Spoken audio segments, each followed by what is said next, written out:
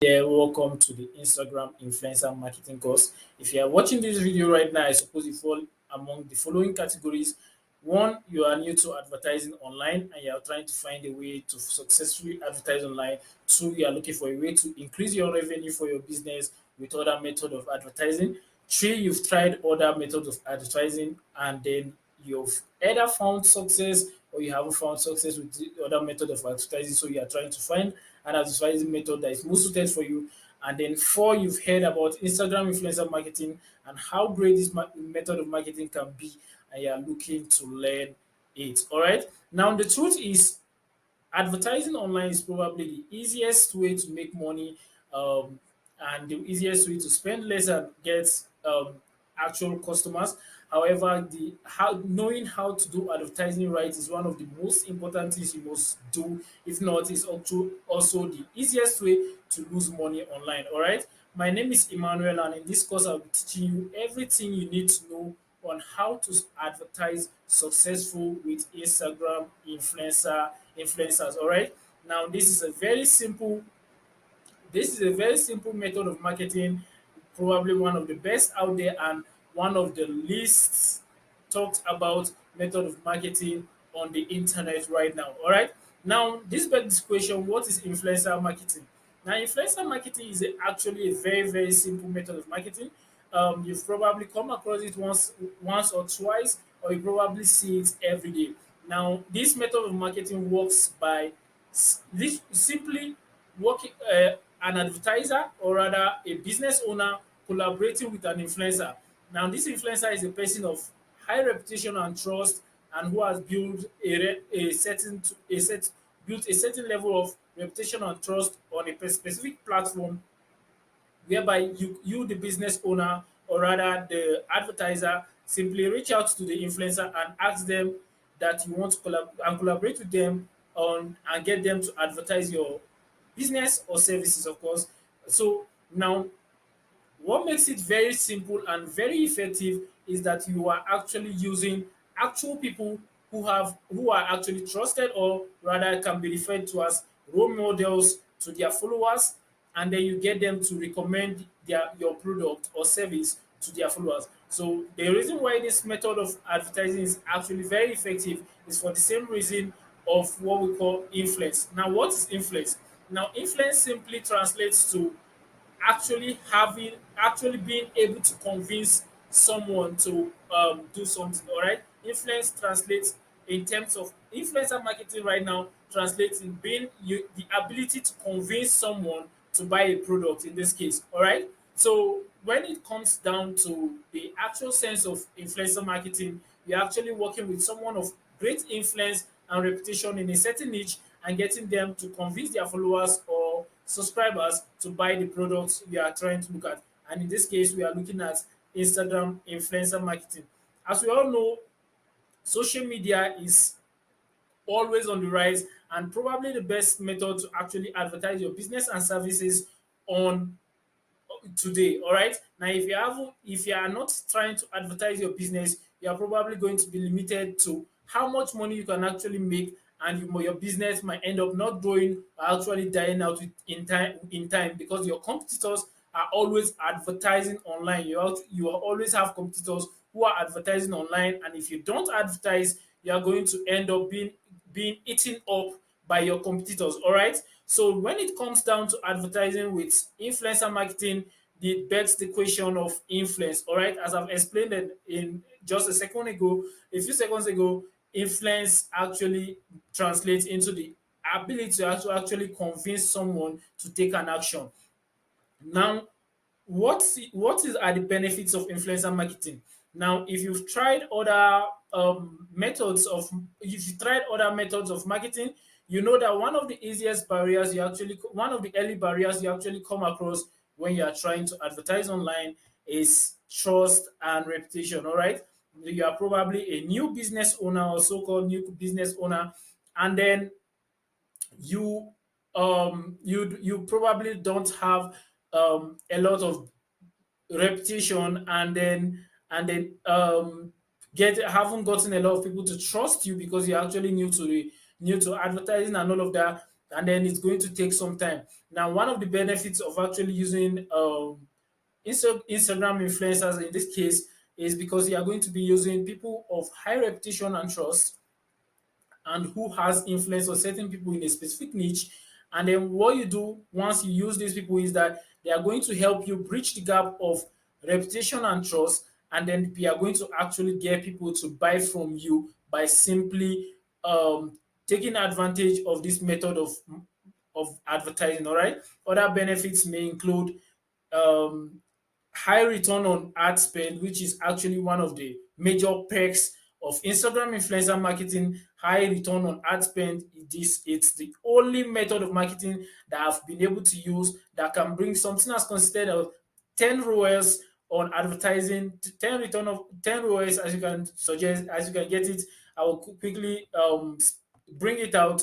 It's simply what we call 10 ROAS. If you've used other platforms to advertise, or Facebook, for example, you probably understand what this means. It means your return on ad spend. All right. Now, this is the only method of marketing that I've been able to use that can constantly give these numbers, and then it's actually very, very good method of marketing. All right. Now, the main problem with, just like as every other market method of marketing, is actually knowing how to go about Instagram influencer marketing, and that is exactly what this course is all about. All right. Now, unlike another benefit of Instagram influencer marketing is that, unlike other platforms of which you might come across, influencers are actually very, very much easy to reach out to. All right. It's simply, I call it easy DMs. You can easily send DMs to the influencer of your choice and all of that.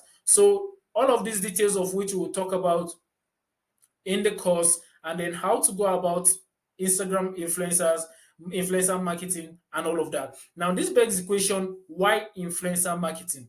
Now, it's actually simple. If you've tried advertising online, you probably know that um, advertising with a lot of platforms like Facebook, Google, and all of these platforms are very, very effective. However, you probably know that you are going to be advertising so as your competitors. Now, Instagram influencer probably gives you an opportunity where you can actually go out of what I will call the box of advertising, and try out advertising with people, and probably advertising in places where most people have not gone and advertised, which actually gives you an edge over your competitors. All right. So going out there and trying to advertise using a method that people don't actually use a lot out there is actually going to give you an edge over your competitors and help you build that revenue you are trying to look out for. All right. Now, this include other benefits like the high ROAS, the building trust and reputation, or rather bridging the gap of trust and reputation for your business to enable you to make those sales. All right. Now, using this method of advertising, you can actually use it to gather that data. Now, what do I mean by that? Now, let's say you are new to advertising online, and then you have your pixel set up on your website, and then you are trying to gather data so that you can use this data to enhance your advertising. Using Instagram influencer marketing, when you have your pixel on your website, you can actually use this simple method of advertising, and then each person that comes to your website, each sale you are going to be making, and all of that, your pixel is going to be able to track this data, and it will be useful to you when you try out other methods of advertising. All right. So it's actually a very, very, very lucrative method of marketing, and it has great potentials for those who actually pay attention to learn the process, the know-how of advertising with influencer marketing. Now, other things you have to look out for are the simple questions of who are influencers, what actually make influence, now how to reach out to influencers, the benefits of influencers, how to powerfully, now here listen, powerfully strategize. All right. Now, how to powerfully strategize and target the exact audience you are trying to look out for with Instagram influencer marketing, the right way to do influencer marketing, the strategies that actually guarantee success with Instagram influencer marketing, and all of that is what we are going to be discussing in this course. All right. So everything I just listed out and many more things we are going to discuss in this course. So I strongly suggest that you get your biro, you get your book or notepad, and you actually jot down as much information as you can from this course, because we are going to be talking about a lots of um, things in this course. No, the information is actually meant to be very simple, not to overwhelm you with too many informations. I'm going to go ahead and bring out to you the actual things, the actual step-by-step process I followed to build this strategy that have made me thousands of dollars online, and how you can actually follow this process to actually make money with Instagram influencer marketing. All right, I've actually made it I've actually gathered all of this information over years and build it and compile it into a simple step-by-step process. It's not complicated. It's actually very simple. All right. Now I've made it my mission, and I've gone ahead and removed all of those so-called gimmicks and tactics that will not really help you with Instagram influencers, and bring all of the good and working strategies that will actually help you find success with Instagram influencer marketing. All right. So everything in this course is targeted towards making you and helping you make the most of Instagram influencer marketing. You don't you there are no so-called gimmicks or quick hacks and tactics that you actually need. There are sets, there are rules, guidelines, techniques, and then everything you need to do to actually find success with Instagram influencer marketing. It's actually a very good way of advertising, and I will recommend it any day and every day. All right. Now, what makes influencer marketing very special? I have to say to it all boils down to trying to make money online, and then what you can actually do to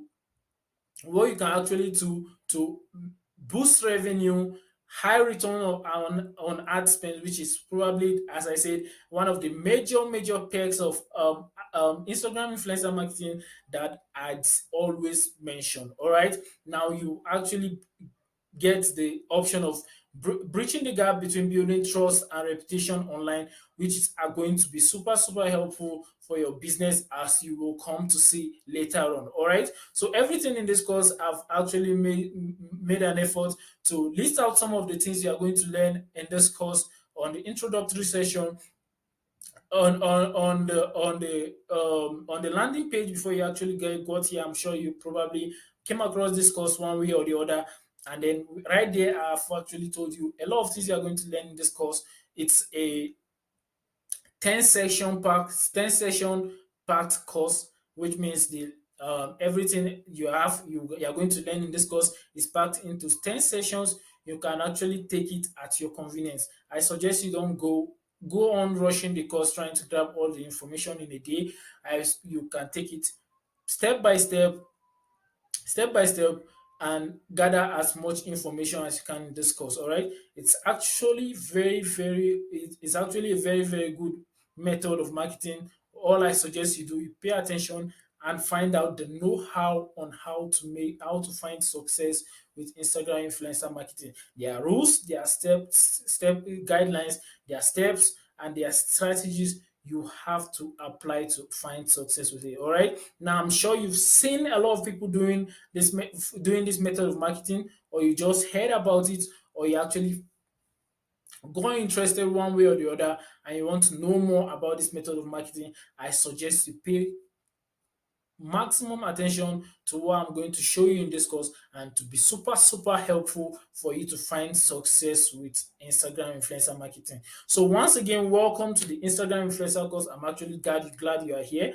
I hope you pay maximum attention and learn everything you can in this course, and I wish you the absolute best with Instagram influencer marketing. All right. Now, this is sounding as though you have already finished the course, but I know you are actually going to put in efforts to actually finish everything in this course. You showed, I know you have this dedication and commitment it takes to actually go through and run through this course and grab as much information as you can. So I actually believe in you that you can actually do that. And then I will see you at the end of the course. I actually have something to say to you at the end of the course. I hope you follow everything. Don't skip any section of the course, please. Don't go ahead jumping from section 1 to section 9 because you find this, see, you actually you might actually be better off there. I mean, follow it step by step and you get the most of it. All right. Now, follow it step by step and you get the most of it. Now, who is this course for? The next question on this mind is whether this course is right for me or not. Whether you are trying to build revenue online, you are trying to boost your revenue, or you've tried other methods of marketing and you haven't found success with it, or you are just looking for another way to advertise and all of that, or you are new to advertising. This is for everybody. Even if you have tried influencer marketing before and you haven't found success with it, I suggest you watch this course and find out what it takes to find success with Instagram influencer marketing. So that will be all in this video. This video was meant to be an introductory video, but I suggest tell you even all the more what you are going to learn from this course and everything. And I suggest that would be a very, very crucial information to there will be a very, very crucial information and it will help you as you go on with the course. All right. So I suggest you have your notepad on your bio close by, and then you go on with the next video, and then you begin to learn the tricks and techniques, the strategies you're actually going to use to find success with Instagram influencer marketing. So thank you very much for watching this video. I will see you in the next. Welcome back to the Instagram influencer marketing strategy course. In this session, we'll be talking about the different type of Instagram influencers. If you are going to be advertising on Instagram, it's very important that you know the different type of influencers, because using different type of influencers will affect your results. Okay, it will affect your results. So I've gone ahead and drawn out a simple sketch about the different type of influencers, and then I will go ahead to explain step by step about how they will affect your result, the pros and cons of different type of influencers. All right. Now, we spoke about it in the last session. A quick recap.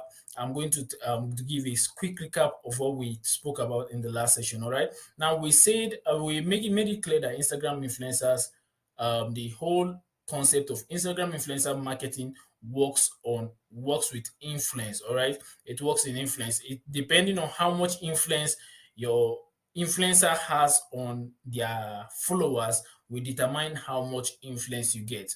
Now, if it's completely different when a stranger comes up to tell you this product is really good, you should buy it, and then when it's a different situation from when your friend comes to tell you this product is good, I've used it, go and buy it. Now, of course, you are going to be more likely to buy that product if the recommendation comes from a friend, someone you trust, or someone you know to an extent. All right.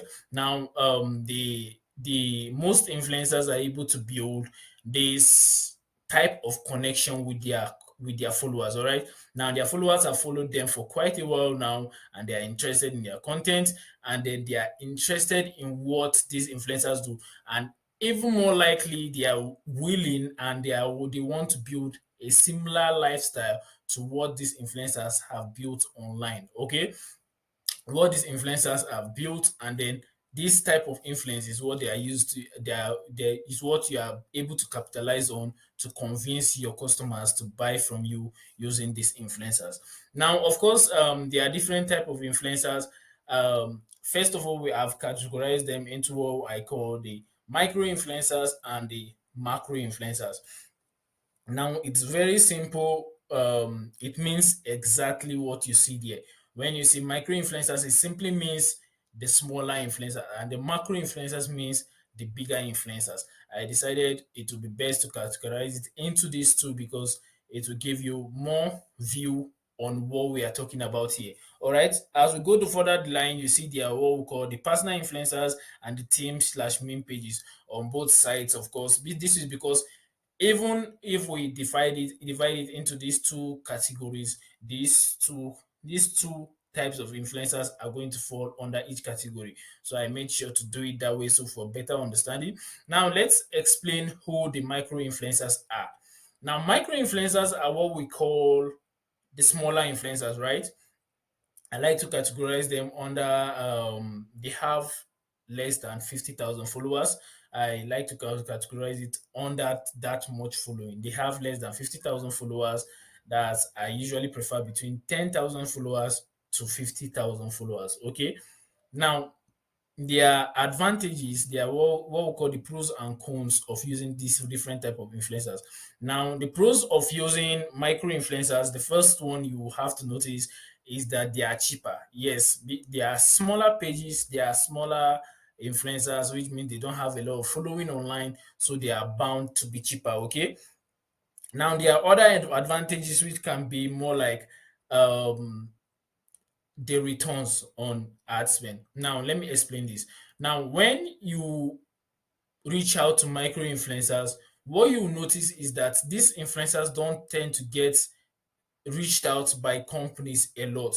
Now, most companies will usually reach out to the bigger influencers because they have a lot of more following and they look more promising in most cases. All right. So they look more promising in most cases. So the influencers with about 100,000 followers to millions of followers are bound to get more people reaching out to them for a collaboration, right? Now, these micro influencers don't get as much collaboration requests because they are still new into the thing and then they don't have as much followers. Okay. Now, does this necessarily mean it's a disadvantage for you using micro influencers? No. Now, the reason for this is because um a micro influencer in this case now might actually give you more results because when you collaborate with micro influencers, it means there haven't been a lot of people who have been asking them to collaborate with them and do running advertisements for different companies. So, in the sense that if they haven't been working with a lot of companies, it's going to affect how much results you work with. Now, look at it statistically here. Now, the micro influencers haven't been reached out by a lot of companies you get, so it means that they are fresh and then they are able to generate you results if you use them right. Now, the thing is the thing is, once you use a micro influencer who haven't been able to land a lot of collaborations, it means their customers haven't really bought much from them yet. All right, their customers haven't really bought much from their page, so they are new into advertising, and then there's a tendency that they will give you better results because one thing that happens is once customers see more and more advertisement, once followers see more and more an advertisement on your page, those who are going to buy at the early stages, and those who aren't interested are not going to buy. And then after a while, your followers are bound to get tired of seeing ads over and over again. So, which is why a lot of influencers tend to avoid irritating their followers with too many advertisements. Okay, so there's a tendency you might message an influencer and they tell you they are not interested in the collaboration, not because they don't want to do the collaboration, but they might have done a collaboration in the previous time, or they are in collaboration with another business, or they just don't want to keep putting a lot of ads in front of their customers. Okay, they don't want to irritate their followers. Now, the word there is followers. They don't want to irritate their followers. So, in this case, micro influencers can give you a lot of results because they haven't really advertised a lot. So they have potentials of giving you a lot of sales if you use them right. Okay. Now, another thing is about micro influencers is micro influencers are just in the algorithm. Okay, they are just getting in the algorithm. So what happens is they tend to have, not in all cases though, this is not a general rule of thumb, but you should take note of it. They tend to have more, I will call, more engagement than a lot of bigger influencers. Now, what I've noticed is as influencers grow, okay, the engagements they have tend to drop off. Now, this is because in the initial stages of their influencer journey, they probably had the chance to reply to almost all the messages they get from their followers, interact with their followers. But the more they grow, it means they have more followers, which means they have more DMs, they have more they have more collaboration requests, they have more people trying to get their attention. So after a while, they are not able to respond to all these people. So their engagement might drop off sometimes. Okay, their engagement might drop off sometimes. This is not all the time, but their engagement can drop off sometimes. Now, engagement is very crucial to determine how much results you can get from an influencer. So I recommend you take note of this. Now, another benefit is you will get response faster from micro influencers. Now, what this means is if you are going to DM a micro influencer and a macro influencer for a collaboration request, depending on how much they are able to manage their account, you are usually bound to get a faster response from a micro influencer. This is because they get less DMs than the macro influencers. The macro influencers have so many people in their DMs that they might not see your DM. All right. Now, of course, there's also the cons of micro influencers, which means first of all, you are not going to reach as much people as you are going to with the macro influencers. A macro influencer might have about 1 million followers, and someone with less than 50,000 followers. You are not going to compare how many people they are going to be able to reach. All right. Now, this means your results are also limited. No matter how good a micro influencer is able to perform, your results are going to be limited based on how much people they can reach. Okay, now this is going to be limited based on how much people they can reach.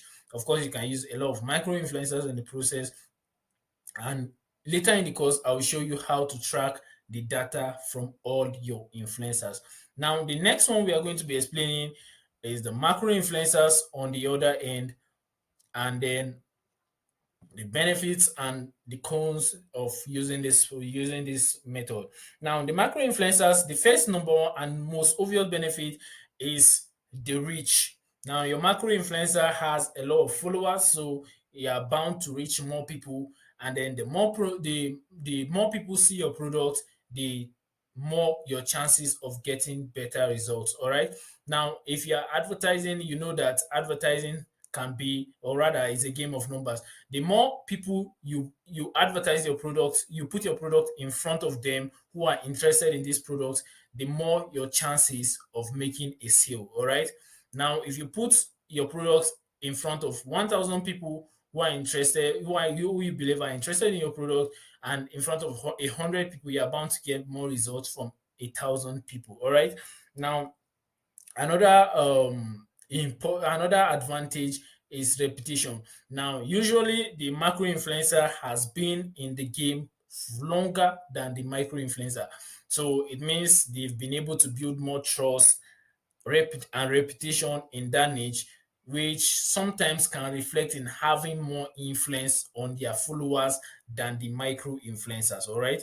Which sometimes can mean having more influence on the followers than the micro influencers. And another thing in return, which means they can give you better results sometimes. Now, depending on the influencer, of course, a lot of factors that are going to affect your results, as I said, the major things are influence and engagement, of which we will talk about later. All right. Whether it's a micro influencer or a macro influencer, influence and engagement are the major factors that are going to be required to give you results, not the number of followers. All right. Not the number of followers. So, on the other hand, the cons of advertising with macro influencers is if you're working with an influencer a macro influencer, there's a tendency that they do a lot of collaboration, which means their customers have probably seen a lot of advertisement, and then there are not so many people buying anymore. This is why want to explain as the law of diminishing return. It means the no after a number of time, the results of which an ad is able to bring drops off depending on how many time the customers, your potential customers have seen it. And then once they've seen it over time, those are interested are going to buy in the first couple of times, and then your ad is going to go numb after a while because they've already seen the product and they are probably not interested anymore. All right. Now it's this can reflect in lesser result than you expect sometimes, but of course, as I said, a lot of these things that are not dependent on how many followers they have, it depends on influence and engagement of the influencer. Hi there, welcome back. So this time around, we'll be talking about the subcategories, the personal influencers, and the team slash meme pages. All right. Now I'll go ahead and explain it as much as I can. Now it's very, very simple to understand. If you've been active on Instagram, you know that you understand this right off the bat, the different categories and the role they play. Okay. Now, personal influencers are what you would describe as people influencers. Now, the truth about it is that personal influencers are usually real people who make content on their day-to-day life in a particular niche to for their followers. All right. Now, I'll go ahead and explain this in a minute. Now, some of the characteristics of a personal influencer is the face. All right. Now, personal influencers usually have a face. Okay, so I'll go ahead and pull up a simple example of a personal influencer and we'll look at it carefully. Now, personal influencers, as I said, usually have a face. Now, this means there are people who have been in a particular niche and you people are actually interested in their content and they keep posting content in a particular niche. So I'll use the fitness niche as an example. Now, this is a typical example of what you call a personal influencer in the fitness niche. All right. So, as you can see, this is what a typical personal influencer looks like, depending on the niche. Of course, this is just exactly what they look like. Now, usually, the main most obvious thing is that there's a face. There's a particular person or a particular group of people who are usually seen consistently on this page. And then two, they post content in a particular niche. Now, this is a typical example of a personal influencer in the fitness niche. As you can see, he posts content about um, his day-to-day workout activities, physique, and all of that. Okay, as you can see, their reels and their posts and everything is about his fitness journey and all of that. Now, the reason why, as I mentioned, the reason why personal influencers work a lot better than team and meme pages is because they're able to build influence, reputation, and trust a lot faster than teams slash meme pages. Now look at it carefully. Now these are typical results of what this guy has achieved working out in the gym and all of that. And then if you check it out, a lot of his followers are from the what you call the fitness niche. Okay, there are people who are interested in fitness and all of that. If you are not interested in fitness, there's no point following someone like this who is already interested in fitness and all of that. So most of his following are interested in fitness. So if you are going to sell a product using this influencer, you know right off the bat that you are going to be selling a product a product for people who are interested in fitness. All right. People who are interested in fitness. Now look at it carefully with the physique this guy has and then how much work he has put into it and the number of followers he has built. Of course, this is a typical example of a micro influencer with that 2K followers. If he comes and he recommends a product that he has used probably to give him the results he have and all of that, people are going to go crazy and they are going to go ahead and buy the product. Okay. Now the reason why personal influencers are a lot more effective than team slash meme pages.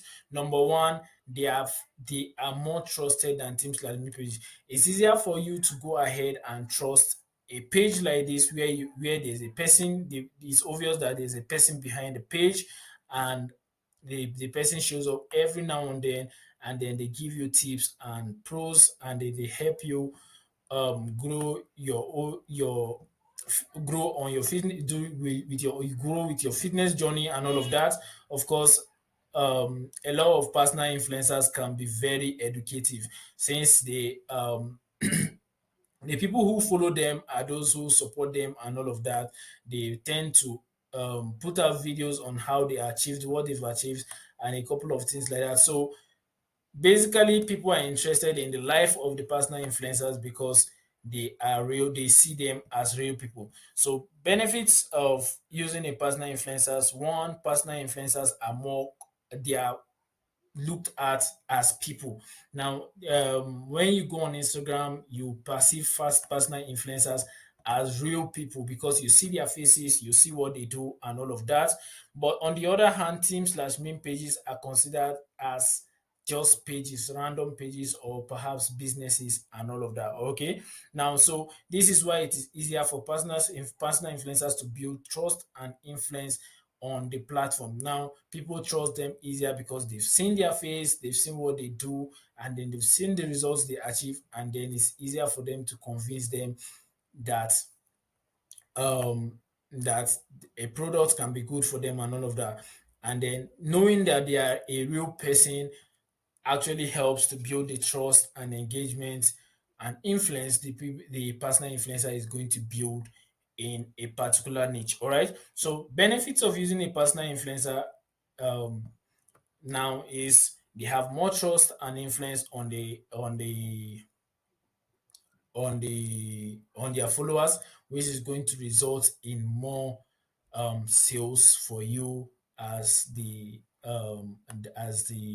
as a business or as the advertiser. All right. As you can see, this is an example of what we call um, so it's possible that this influencer advertising, it's possible he's running a brand he either owns himself or is working with a brand that has reached out to him and say, hey, we have a product for fitness for people who are interested in fitness and would love and we respect you and all of that. Will you be interested in collaborating with us and showing this product to to your followers and see if they're interested in it and all of that?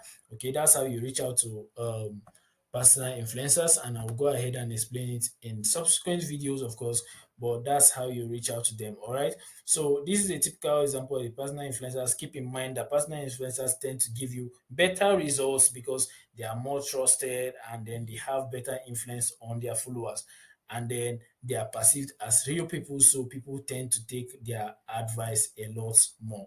All right. So the next one we are going to be looking at is team slash meme pages. Now I will go ahead and explain the difference between team slash meme pages. Okay, now let's start with team pages. Team pages are usually pages that post content in a particular niche. All right. Now they post random content, but in a particular niche. Now I'll go ahead and explain it. They aren't necessarily perceived as real people. Perhaps you can perceive them as just a page on Instagram or perhaps a business. I'll go ahead and pull up an example. Now, this is a typical example of a team page. Now, as you see, usually their names, as you can see, can directly tell you what type of content they post. Now, as you see, this one, this is workout tips. Now, you can go ahead and know that this page typically posts contents on fitness contents. All right. So you can go ahead and know that this page typically posts fitness content.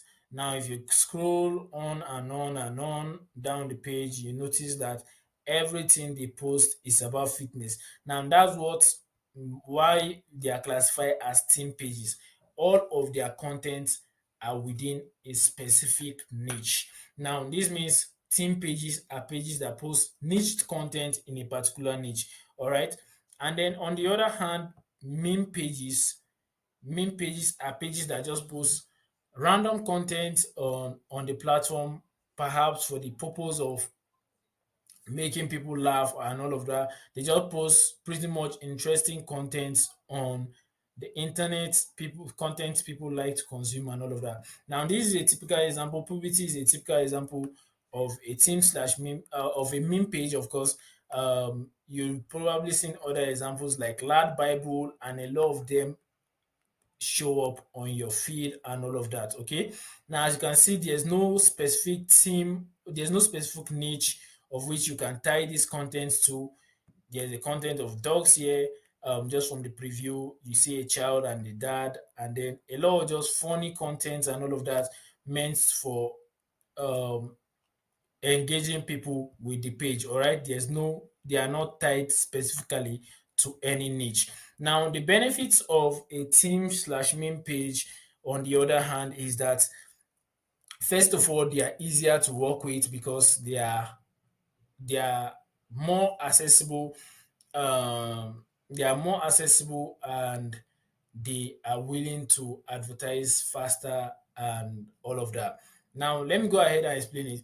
Now, a lot of team slash meme page are built solely for the purpose of advertising. Okay, they are built solely for the purpose of advertising. That's how they make money from this page. So they are, in the sense that they have built for the sole purpose of advertising, they usually have they usually have this eagerness to work with you when you reach out to them. Now, most pages like this, when they are built so for the sole purpose of advertising, they are tend to work with you faster. And then two is that they are more accessible. Okay.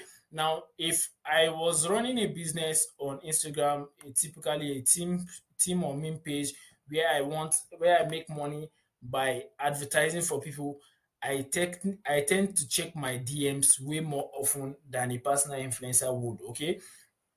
Now, so once I take my DM, so which is why you tend to get response from team pages a lot faster than the personal influencers in most cases. All right. So you tend to get response faster, and they are more willing to work with you because that's the sole purpose of their pages in most cases. All right. So now this can also lead to a bit more disadvantage of using team pages, in the sense that since they are not perceived as real people, it's going to be a bit more difficult for them to build trust and influence on the platform. However, over time they are able to build this by consistently posting content people are interested in, and then over time people are able to trust their content, and then they can buy stuffs they recommend. Okay, now they still work as much, however they have less trust and influence because they are not perceived as real people. All right, now which another disadvantage is that team page slash meme pages are usually built for the sole purpose of advertising after the pro page has grown to an extent. As you can see, they usually have something like this here, but this is not all the time. All right, so once you reach out to them, you will know if they are actually interested in promos or not. There are a lot of team pages that just post it for the fun of it, but a lot of the pages are built for the sole purpose of advertising, which means they are going to be advertising a lot of the time, which brings us back to what I could like to call the law of diminishing return. The more ads your customers see or your followers see, the less results you might be able to get out of them. All right, which means the more advertisement the page makes, this page does, the less results they are going to get over time. And then three is because people get scammed a lot on team slash meme pages. Now, the eagerness of team slash meme pages to work with you is the reason why this happens. All right, now most personal influencers would like to verify your products before trying to work with you. All right, they would like to verify your product. A lot of personal influencers will ask you to send the product over to them, and once they are able to verify if this product is good enough for their followers, then they will recommend it to their followers. Okay, so personal influencers are more interested in advertising stuff that will benefit their followers over the money they are going to make out of it. Now, this is for the same reason, because if they should advertise a product that is not trusted, right? That ends up being a disappointment to the followers, is going to affect their influence, and they are going to get less trust from the people that follow them. However, in the case of team slash meme pages, you are just going to pay them directly, and they will go ahead and post your content. Of course, that is why team slash meme pages are a lot easier to work with, because you can reach out in a team slash meme page in a day, and then you can get them to advertise for you in the same day. All right. So these are just a couple of things you should take note of when you are advertising on Instagram. Now, generally, I would say personal influencers tend to get a lot better results than team slash meme pages because they are pretty much considered as real people. They are more trusted and they have more influence on their followers. Of course, with this means personal influencers are also more expensive than team slash meme pages. All right, personal influencers are usually more expensive than team slash meme pages. So, as a one thing I would like you to take note of as a rule of thumb is very important. You should prioritize influence, whether it comes down to micro influencers or personal influence or macro influencers, personal influencers or team slash meme pages.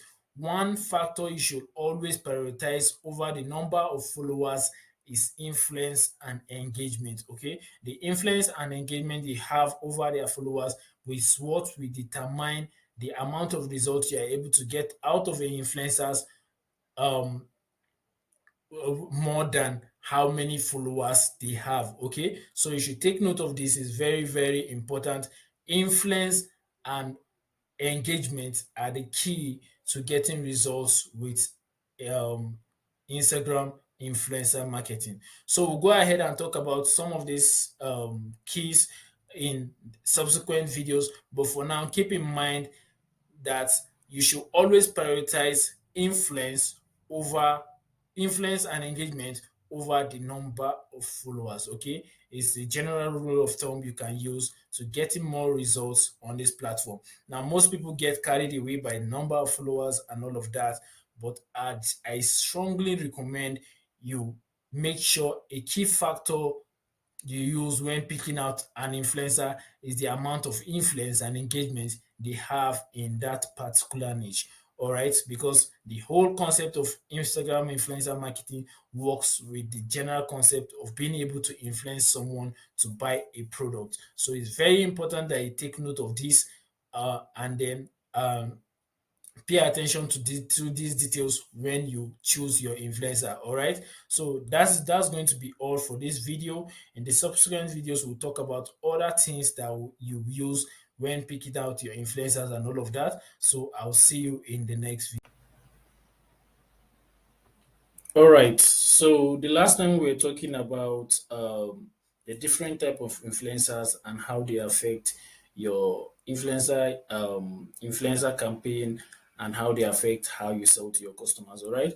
So this time around, we are going to be talking about how to find the right influencer for your business. All right. So it's not all that complicated. I'll go ahead and explain it very simple.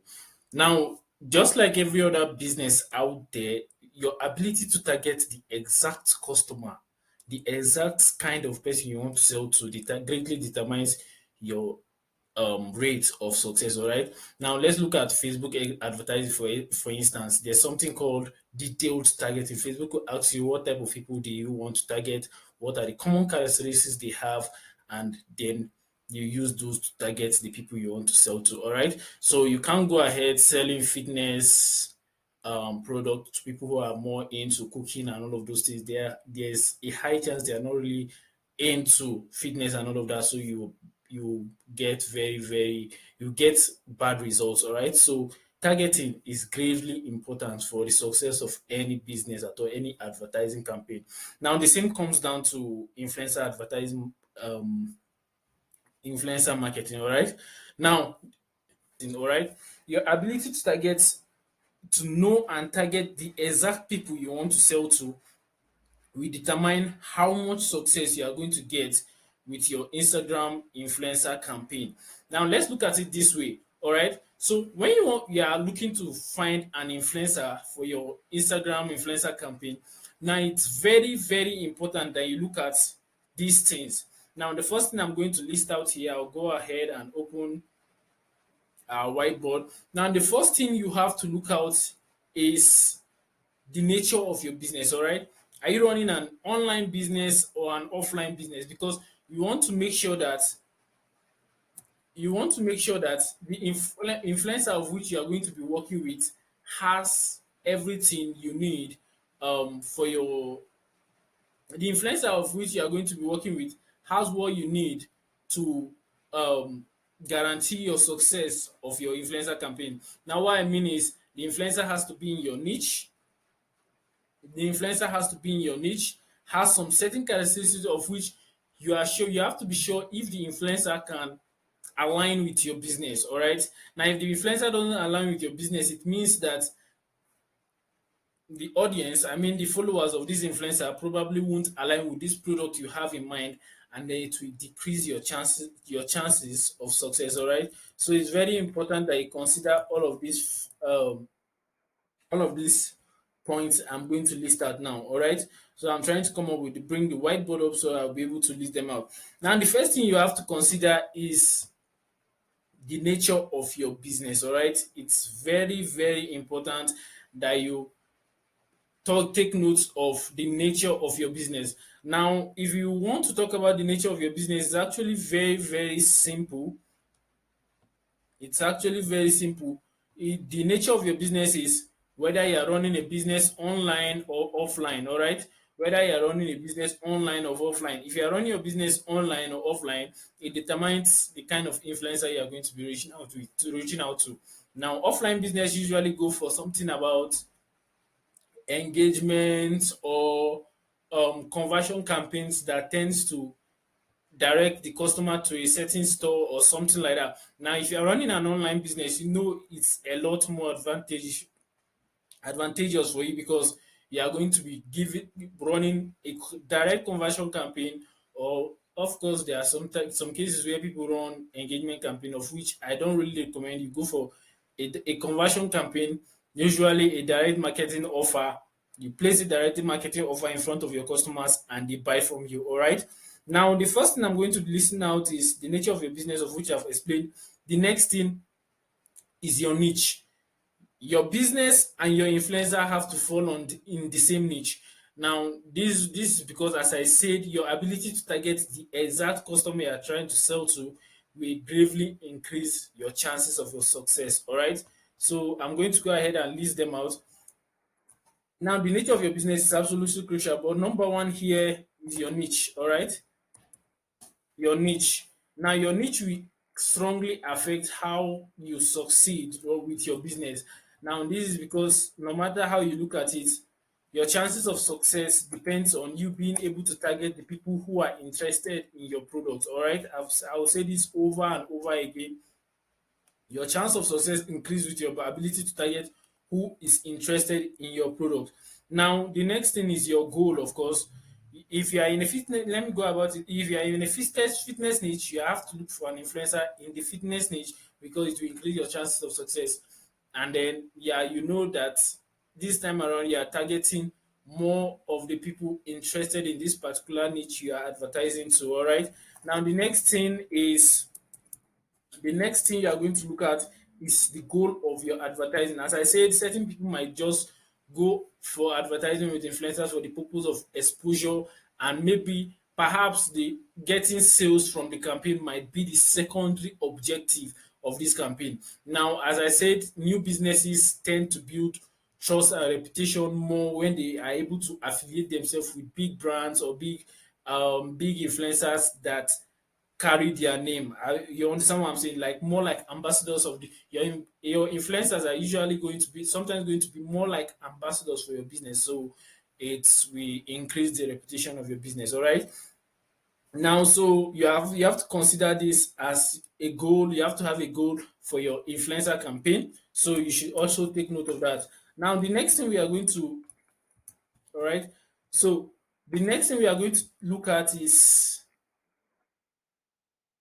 Now, the next thing we are going to talk about is the type of influencer of which you are going to use. We've mentioned that from the previous videos. Now, depending on your goal, you are going to determine what type of influencer you are going to use, whether it's going to be a macro influencer or a micro influencer or a personal or team page. All right. So these factors are going to be important when you are choosing your influencers. Now, The one of the most important thing I want you to look at is the influence of the influencer. All right, no matter what niche, no matter what type of influencer, no matter what your goal is or whatever it is, you have to make sure that the influencer you are going to be using for your campaign is absolutely what I call um has influence. All right.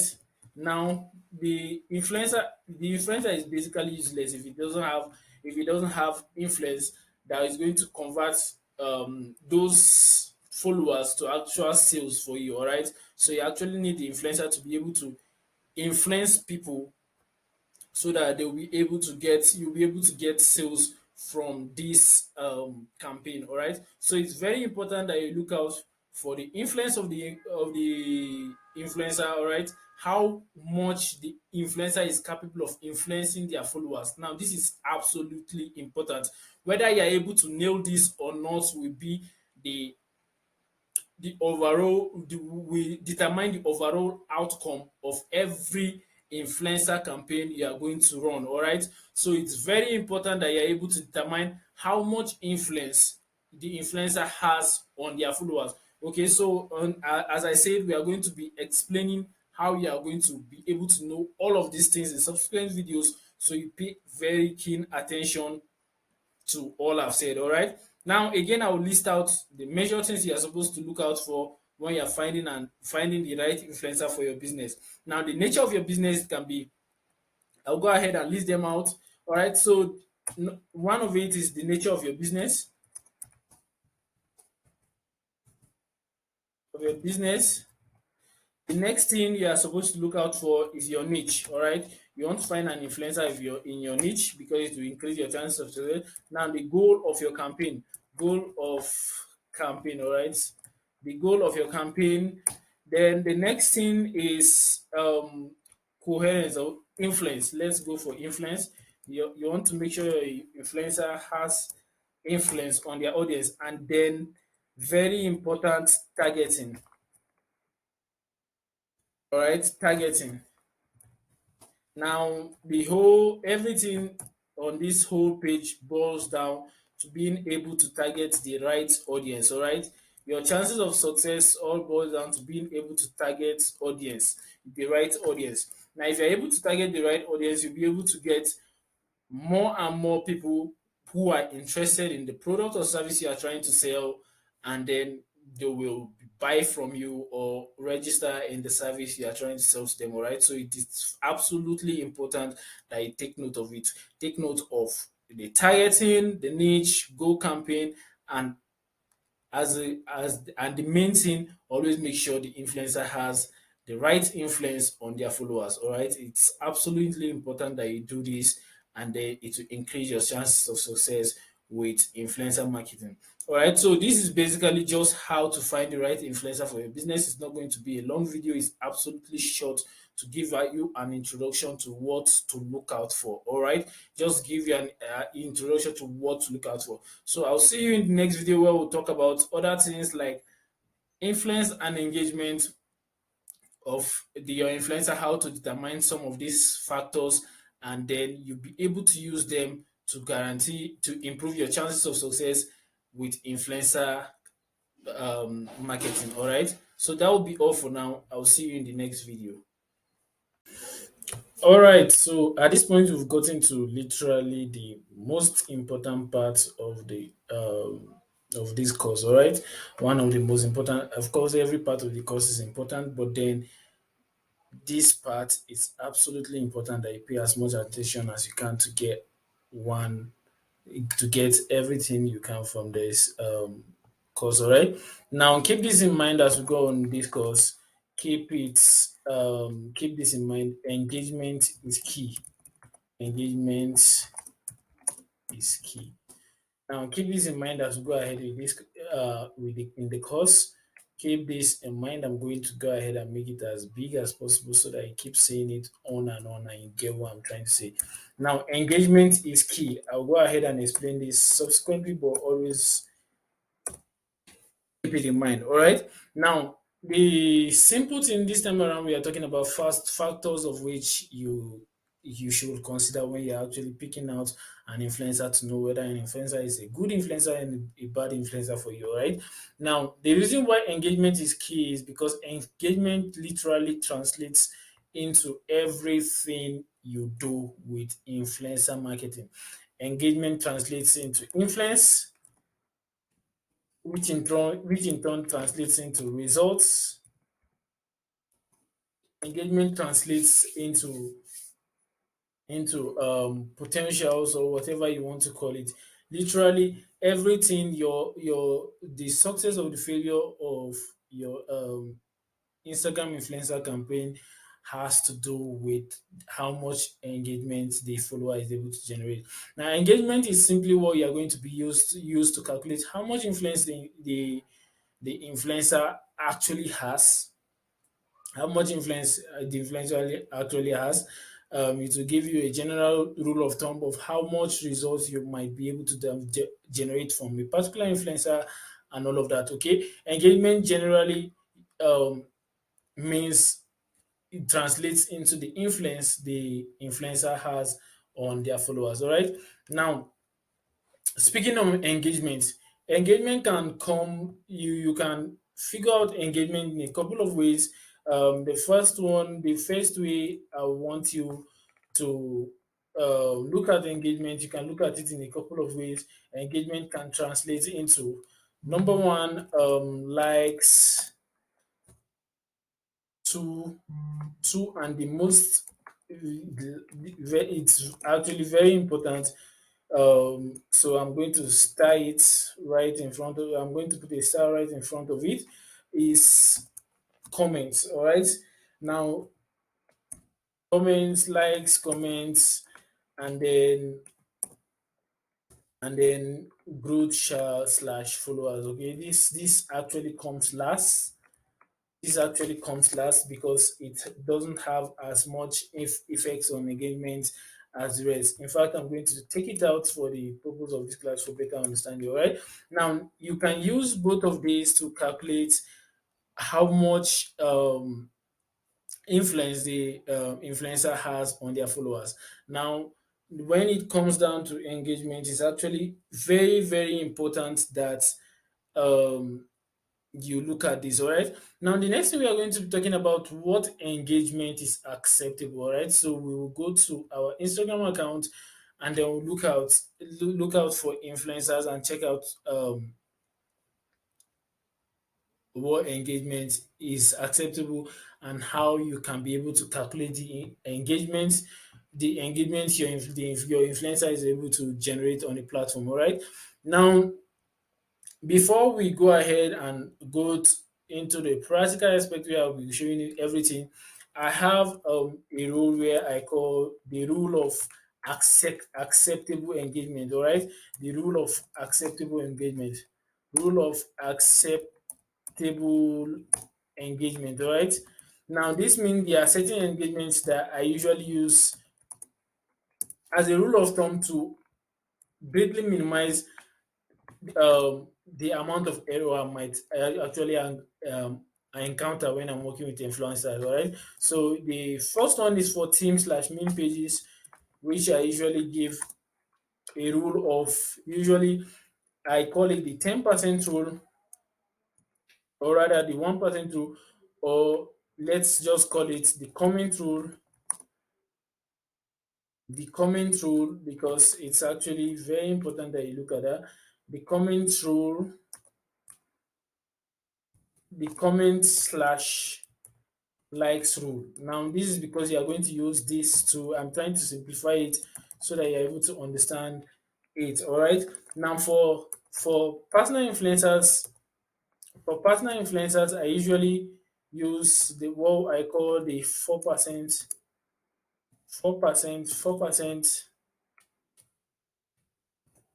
engagement rule. All right. The 4% engagement rule, or rather I would say 4% and above engagement rate. Anyway, we are going to go into that. I'm going to explain all of these things as we go on. All right. Now, the reason why I'm bringing this out is because I want you to pay attention to some of these details, because I'm going to be using some of these terms to explain as we go on with the video. All right. Now, the question in mind is now is how we calculate engagement. As I said, engagement translates into influencing, which in turn translates into results. Now, the first thing is, how do we calculate engagement? So usually, for when you are starting out, I recommend you use tools like flank.com. Is more of what you call an engagement calculator, right? So you can search out tools like flank.com on Google. Once you search it out, you'll be able to find a couple of features it has. The one of which I recommend is the Flank social media Instagram engagement calculator. It's pretty reliable compared to other engagement apps I've tried in the past. So I'm just going to go ahead and search it on Google rather, so that I can get a direct link to the Instagram engagement calculator. All right. So it's actually very simple to use this tool actually. So give me a minute and I'll get it up. All right. So back to what we are discussing. As I said, the engagement calculator, all right? So it's usually a paid app, but then they give you a couple of trials for the free version. You can actually try it out and all of that. So now let's assume I've I come across an influencer I want to use. Now let's start with the 4% influencer rule. All right, we are going to start with our 4% influencer rule. That means we are looking for now. This comes down to personal influencers. All right, now I've come up with the different rules for both personal influencers and teams last minute pages, because I figured the results that I derive from both of these different pages are usually different. All right. So you go with the personal influencer, you get their username, and then you come here to your engagement calculator, and you simply put in the username in the engagement calculator to get to check how much engagements they've been able to develop on this generate on this platform. All right. So this will be our first trial. We'll go ahead and search this influencer, and then we'll see how much engagement is able to generate on this platform. Usually, when it comes down to personal influencers, I usually keep it around 4% engagement and above. All right. 4% engagement and above. Having an engagement of around 4% and above is a good engagement for me. Is something I can actually work with.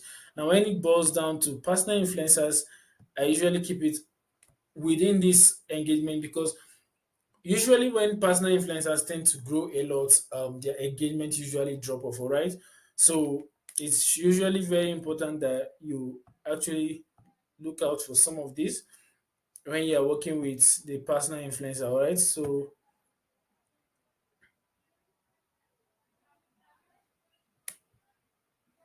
all right, so I'll go ahead and post the video for him in a minute, and then I'll figure out what's wrong with this. All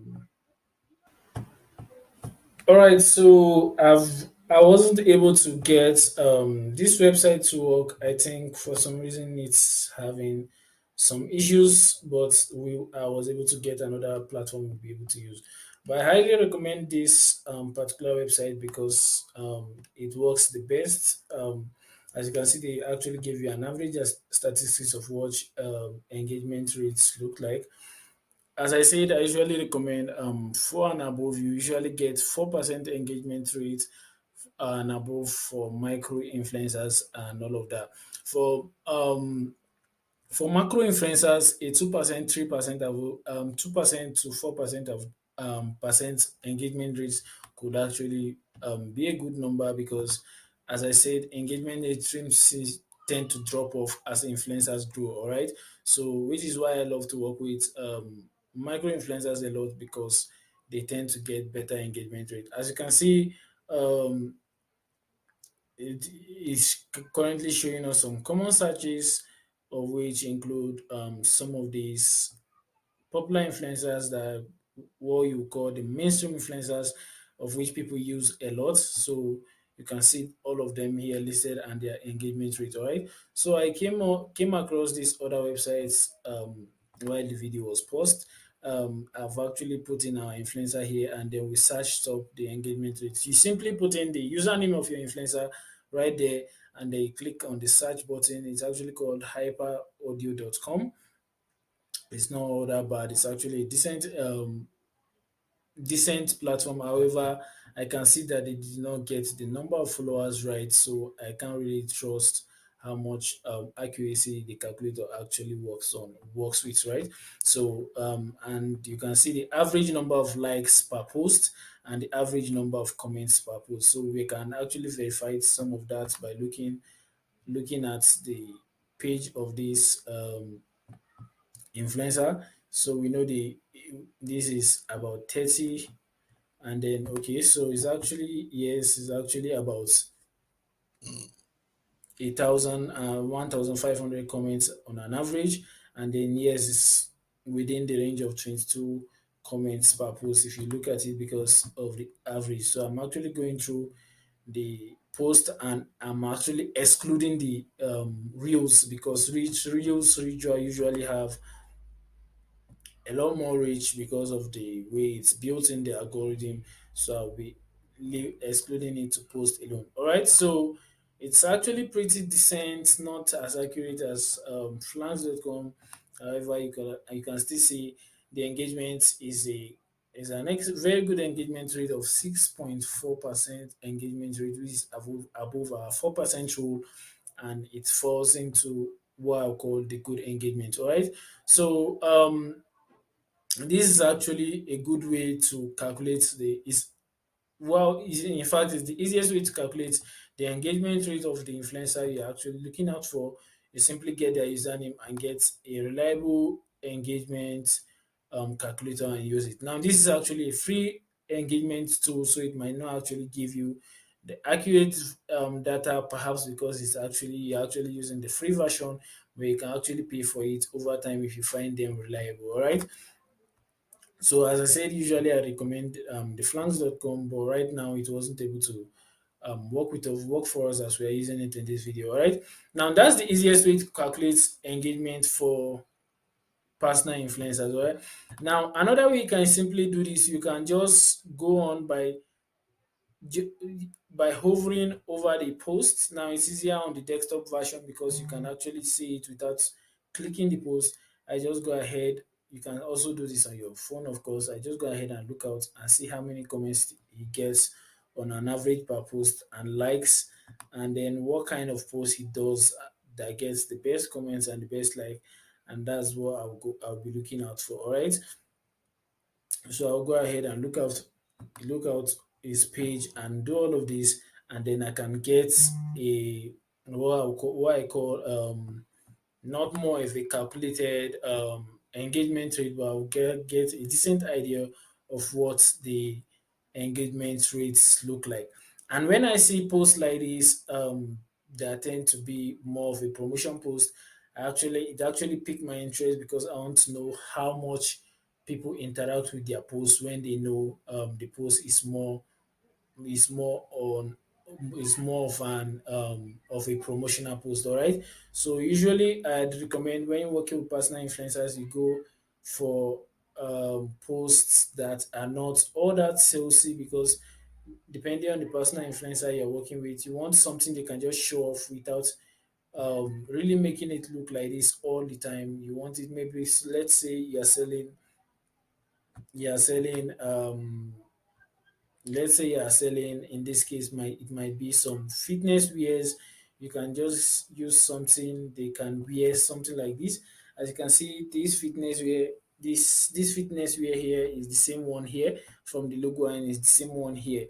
But as you can see, these posts have more engagement, so they can just bring the attention of their followers to the what they are wearing by simply putting a caption there that brings their attention to the outfit. All right, so it's one way to go about it. So you should take note of that. Now, when talking about engagements, okay, you should always know, take note, you can always hover through the post and get a general idea of what the engagement rate um, looks like, and then you can use, of course, the easiest way to use the engagement rate calculator is actually a lot easier and a lot faster. I recommend you use that a lot, and then you can just verify the accuracy of the engagement by checking their post, of course. So I've gone through the post and I can actually verify the engagement was pretty much very close to what it usually gets, because as you can see, a lot of the posts are within 1,000 to 6,000 followers. So if you get an average, it should fall within the 1,500 um, likes per post, and then the comments should fall within this range too. All right, so that's it for the calculation of the engagement for personal influencers. Now, when it gets to team slash main page, there's a more complicated rule. It's actually simple, but then it's a lot more complicated than the personal influencers. Now, the reason why it's like this is because team slash main page tend to um tend to give a little bit more. You tend to be able to you want to be able to do more research so that you can avoid the chances of error and increase your chances of success. All right, so when it comes to team slash main page, one thing I always look out for, first of all, is the number of followers. Now, as you can see, this page has about 1,000 followers, 100,000 followers. So if I find a page like this with 100,000 followers, this is where I apply the 10% rule. All right. Now, the 10% rule comes this way. As you can see, I mentioned the 10% rule, where I later on went on to describe the comment slash like rule. So I'm going to go ahead and split it into two. So we are going to start with 10% rule, and then the comment slash likes rule. All right, 10% rule, and then the comment slash like rule. Now, the reason why I'm splitting it, you go ahead and you understand it in a minute. Now, when I look at a page like this with about 100,000 followers, I want to see them get when I see a meme page with about 100,000 followers, I want to see them getting at least 10,000 likes per post. All right. Now, this is because there are a lot of fake meme pages, meme team slash meme pages, of which I will explain in subsequent videos. But then I want to get an average of 10,000 followers per post. Now, the truth is, I wouldn't work with a team page like this. As you can see, they have 100,000 followers, and then they are having only about 1,000. In fact, most of the time, less than 1,000 likes per post. It's not giving me a good vibe. It's not giving me a good vibe at all. I have a feeling it might actually be a fake page with a lot of fake followers. All right.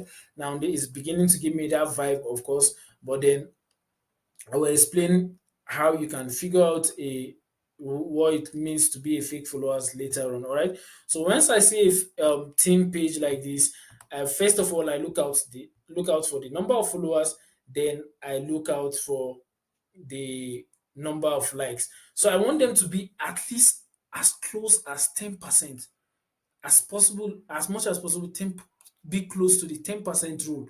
That is, if they have about 100,000 followers, I want them to get about 8,000 followers to about 8,000 likes to about 12,000 likes, more or less close to the 10% rule. The 10% rule, all right. So I want them to get that much number of likes, and then if they get like 10%, if they meet the requirement of the 10% rule, then I go ahead and check out the comments. Right now, as you can see, it's beginning to add up.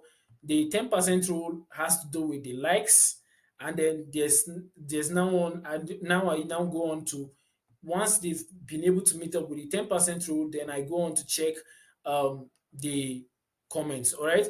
Now let's say they've it's possible, yes, it's possible. Comments, likes are being faked these days. You can actually get find platforms where you can get bot likes. Okay, you can actually get bot likes, a lot of bot likes. So it's more like hacking the algorithm to get fake accounts to like your post. All right, so you can take note of this by going through the comment. As you can see, let's say this post was able to get 10,000 likes, and we are seeing something about only 5 comments, and out of 5 comments, we are out of 10,000 likes, we are seeing something like 5 comments. It's going to give the vibe of a red flag. All right, it's going to be telling me stay away, stay away, stay away. So out of the number of comments, if it's about 10,000 likes, I want to see the influencer getting about 100 comments. Now, this is a rule of thumb. I want to see the influencer getting about 100 comments. Usually, I want to find influencers getting at least 100 comments per post when it comes to team page. All right. So if it's as you can see, this is a good example of what I'm trying to say. This is about is 10,000 plus likes. All right, so it's beginning to give more of a legit vibe, but then it's not consistent. All right, so you want to go for a page that is able to get a consistent number of likes and comment. Now make sure this rule you don't just apply it to a single post you see on the page of the influencer. You want to go for consistency to tell you how much the algorithm is able to push this post, because the way one thing I've noticed is um Instagram algorithm actually works in a particular way that even if you are not amongst those that the algorithm is currently favoring, let's say if you're able to get on a normal day with good posts, if you're able to get 10K likes per post, most of your posts will be going with that, with consistent posting and all of that. You should be getting around that average. All right, as you can see, this is about 10,000 plus likes, and then it's about 53 comments. All right, usually I want to look out for 100 comments, but this is beginning to look good, because the reason why this is beginning to look good is usually depending on the post, people don't just randomly go and comment.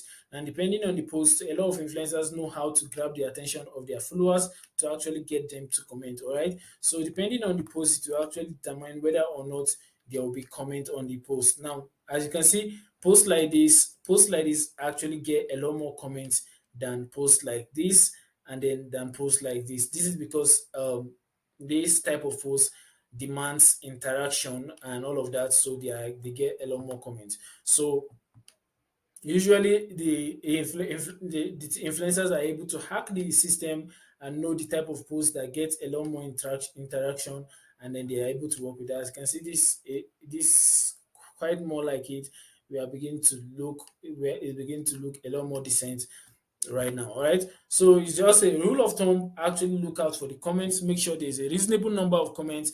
For example, I usually look out for um in this case we first of all apply the 10,000 I mean the 10% rule, and then we went ahead to look out for the number of comments. We want to find a reasonable number of comments, which is at least, let's say, should we say, I wouldn't use the 1% rule right now because it's not going to be able to meet up, but you want them to get a reasonable number of comments. All right. So in the case of 10,000 likes, I'll be looking for something around 100,000 likes, 100 comments, and then perhaps in some cases I want more comments and more interaction.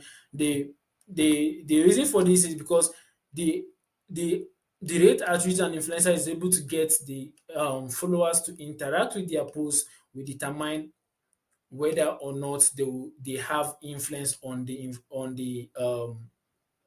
followers. All right, so if you are able to influence your followers, all the more you'll be able to get more interaction from the from the followers, which we translate into likes and comments. All right. Once you are able to influence people, they will be able to like and comment on your post. All right. Just sometimes they like it just to support you and all of that, and they comment when they actually find they are actually interested in what you are doing. All right. Which is why I said engagement usually translates into likes and comments. Now, this is very important for the team pages. However, you can also use some of these rules for the personal influencers. All right. Now, the truth is, team pages usually more critical for team pages because there are a lot of fake team slash main pages out there with a lot of fake following and all of that, fixed likes and all of that. So you should take note of that. All right. So you should always take note of that. We in subsequent videos we'll talk about how to fish out the fake pages and fake influencers and all of that. But for now, I want you to use this rule to scrutinize an influencer before you start checking out if they are actually real influencers or fake influencers. All right. So this is just a general rule of thumb you can use. Now, as I said, the first rule is 10% rule, 10% likes rule, and then it doesn't have to be exactly 10%, but around 10%. And then you go and check for a reasonable number of comments. All right. You go and check for a reasonable number of comments. So that's that. That's it for that. And then the next thing you want to look out for. Okay, so that's that for that. Like that's everything about that. I will go ahead and show you a few other things in the next video. How to actually find out if an influencer is actually a good influencer and a bad influencer, and all of that. So I will see you in the next video. So bye for now. Right, so welcome back. In the previous video, we spoke about the common characteristics of a good influencer, and I suppose the next question waiting on your mind is what a bad influencer should look like. All right, now I'll go ahead and discuss this in this video. I might use the word fake influencer. This does not mean every bad influencer is actually trying to fake something to deceive you out there. All right, now the common things you should look out for the comment slash like rule, of which we've discussed in the previous video, the fake followers and then the fake likes as comment. All right, it's usually inflated and all of that. Now, one thing I want you to notice from the previous video is I actually hammered the 10% rule and the comment slash like rule a lot on the team pages. This does not mean it does not necessarily apply to the personal influencer. What it means is that um the reason for this is that a lot of team slash meme pages have a lot of fake influencers out there compared to personal influencers. What I'm trying to say is the intention of building team pages solely for the purpose of business, that's getting people to actually buy advertisements from these pages has has led to the increasing number of fake team slash meme pages online. All right, so you should always keep this in mind, which is why I actually hammer the rule a lot more on team pages. Now you can actually use it on your personal influencers to actually reduce your chances of error and increase your chances of success with personal influencers. All right, so you can use those rules. You can also use those rules on your personal influencers. Now, the next thing we are looking at in this part is how to avoid fake influencers. Now, the first rule we'll be using here is comment slash like rule. Now, what this means is that the influencer does not meet up with the comment slash like rule from the previous video. All right, the influencer probably failed the comment slash like rule and the 10% rule from the previous video. All right, let's focus more on the comment slash like rule, of which the influencer was not able to meet up in the previous video. That's as a characteristic of a good influencer, which has already characterized them under bad influencers. All right, now it's actually that simple, it's not complicated. That's the first thing you should actually look out for. The next thing is fake followers. All right, so I'll go ahead and open the Instagram account. I will be using the Instagram account we've repeatedly used from previous videos for better understanding. All right. So what you simply do is go ahead and click the followers of the where it shows you followers of the influencer. Now, what you want to look out for, it's mostly um, shady looking followers. Now, what I mean by this is usually there's most people on Instagram have what we call a profile picture. Now, if is it has come to my understanding that a lot of the bot pages, or what we call fake pages on Instagram, or fake influencers, actually buy bot following. Now, what this means is that they get a lot of followers, but a lot of their followers might not actually be real. Now, this is because you can actually buy cheap bot followers on Instagram from different platforms. There are different platforms you can actually buy, because since actually the number of following looks like a big deal on Instagram, a lot of people actually make it a habit to actually buy a lot of fake bot followers. All right. So you should actually keep this in mind. So what you want to do is actually scrutinize their following. You want to casually scroll through, and then you look out um for what looks like fake followers. All right. So what you want to do is you scroll casually. Now, in general, what I do is I try to avoid seeing more than two, three fake profiles without profiles without profile pictures when I'm scrolling through. All right. So when I'm scrolling through, I try to casually, okay, assume I've, okay, now I'm assumed I've scrolled through about 10 profiles, and then I've come across two already, which is actually giving me the a red flag. All right. So I'll continue scrolling through. I'm not going to go ahead and make assumptions there. And as you can see, before scrolling so far, scrolling far from the previous one, which is about, we are about in about 15 to 18 followers now, we'll come across three more here. All right. So it's actually giving me a red flag right now. So I will actually take note of that. So I'll keep scrolling to check if I could actually see more of this. All right. I'm not going to draw conclusion for just the few I've seen. And then, as you can see, there are a lot more of these shady looking followers, which will probably explain the low and inconsistent engagement on this page. All right. So I wouldn't really have to go through and look at all the followers. I just need to go through a certain percentage of the followers, just scroll to a certain extent. And if I keep seeing it, I'd probably not use the influencer. So this is the easiest way you can actually check for shady looking followers, to actually find out if the followers are real or not. All right.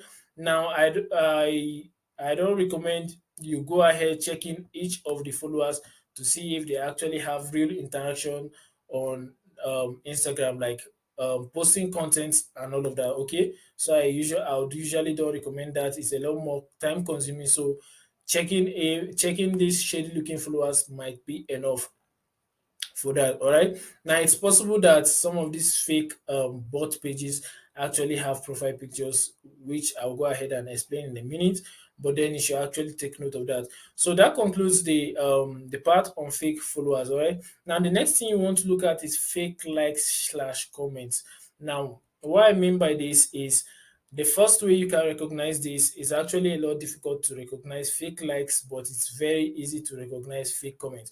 Now, in some cases, you might see the case where there's an inflated number of likes, and then there's barely anybody commenting on the post. Now, this is the first scenario you can actually see.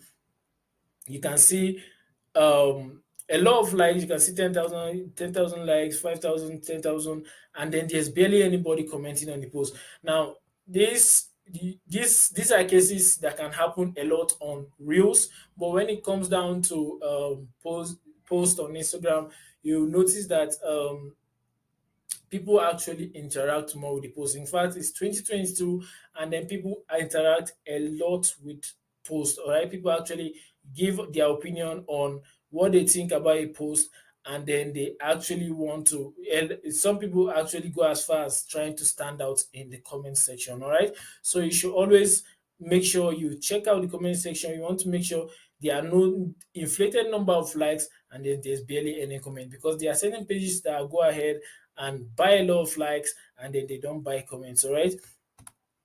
I don't know, it's actually cheap to get some of these things. Perhaps getting comments might be a lot more expensive, and then the comments are the fake comments are actually very easy to recognize. All right, so you should take note of that. Now, when it comes down to comments, there are two ways they can go about it. You can go about it. Now, the first thing you want to do for comments, you want to click on the post. You want to go to the comment section and you actually look out for the comments. Now, if you actually see a situation whereby one profile is making several comments on the same post, then you should actually know that's a red flag. All right, that's another red flag you should look out for. One profile, let's say the profile is um the profile name is the username is 777, just an example of which I've seen from just here. And then you are seeing this profile one is making, let's call it profile one, that's a lot easier.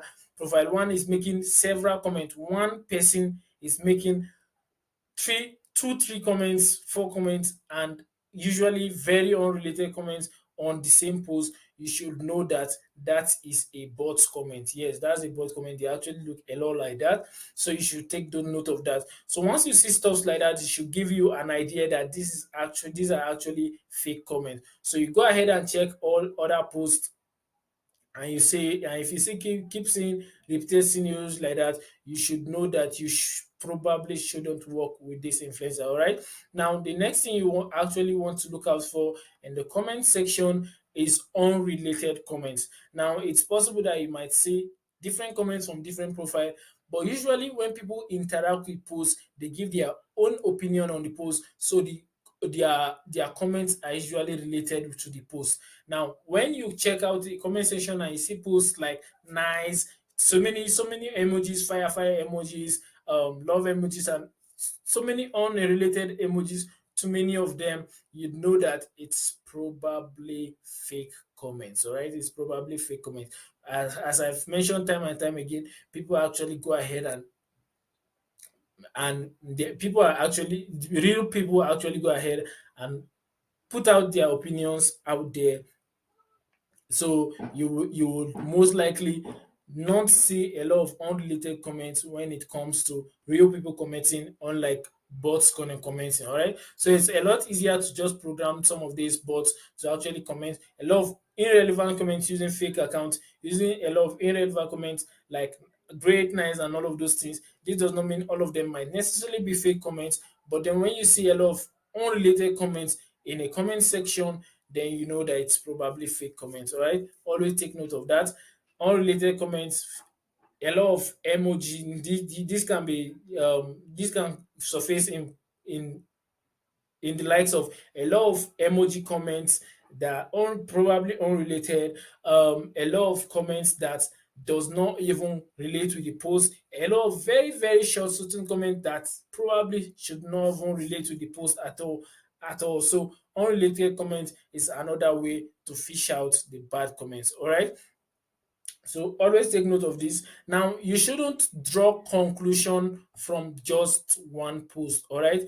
Now, if you are active on Instagram, you've tried posting on Instagram, you know that do not certain posts might perform better than other posts. All right. Now, you should know this a lot because the algorithm, as I mentioned, actually push your post depending on the interaction it's going to get. Now, this means that okay, most influencers are actually figured out a way to actually hack the system and figure out which type of post the algorithm actually pushed compared to the others. So, which is why a lot of influencers have what I'll call a rhythm to the type of post they actually post on social media, because they've actually been able to over time they've actually been able to figure out which type of post would work and which type of post will not work. So what you want to look out for is look through a couple of posts, and what you want to look out for is consistency. Now, engagement has to be consistent for you to know if your post will actually perform or not. Now, truth be told, um salesy promos, salesy posts do not perform um as the regular post. You might have noticed it from the example of the personal influencer I used in the previous video. You notice the giveaway post did not perform as much as the regular post. So what happens is you want to find the consist the consi- a consist a, po- a an influencer with consistent engagement will determine whether or not you will get results. All right. So you don't just go ahead and you find a post that has a lot of interactions and engagement, then you assume that okay, this is the perfect influencer for you.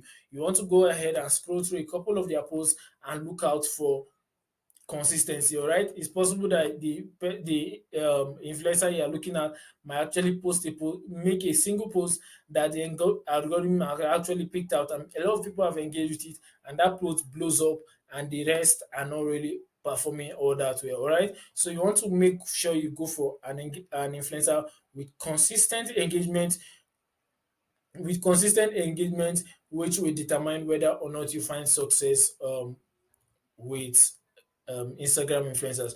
Always keep in mind, engagement always goes with consistency. Yes, engagement always goes with consistency, which means you have to find an influencer that has consistent engagement over time. It's actually very, very important. Find an influencer with consistent engagement over time. It's not just from a single post. You want to scroll through their posts, find out if the engagement is actually consistent or not. It's actually very, very important.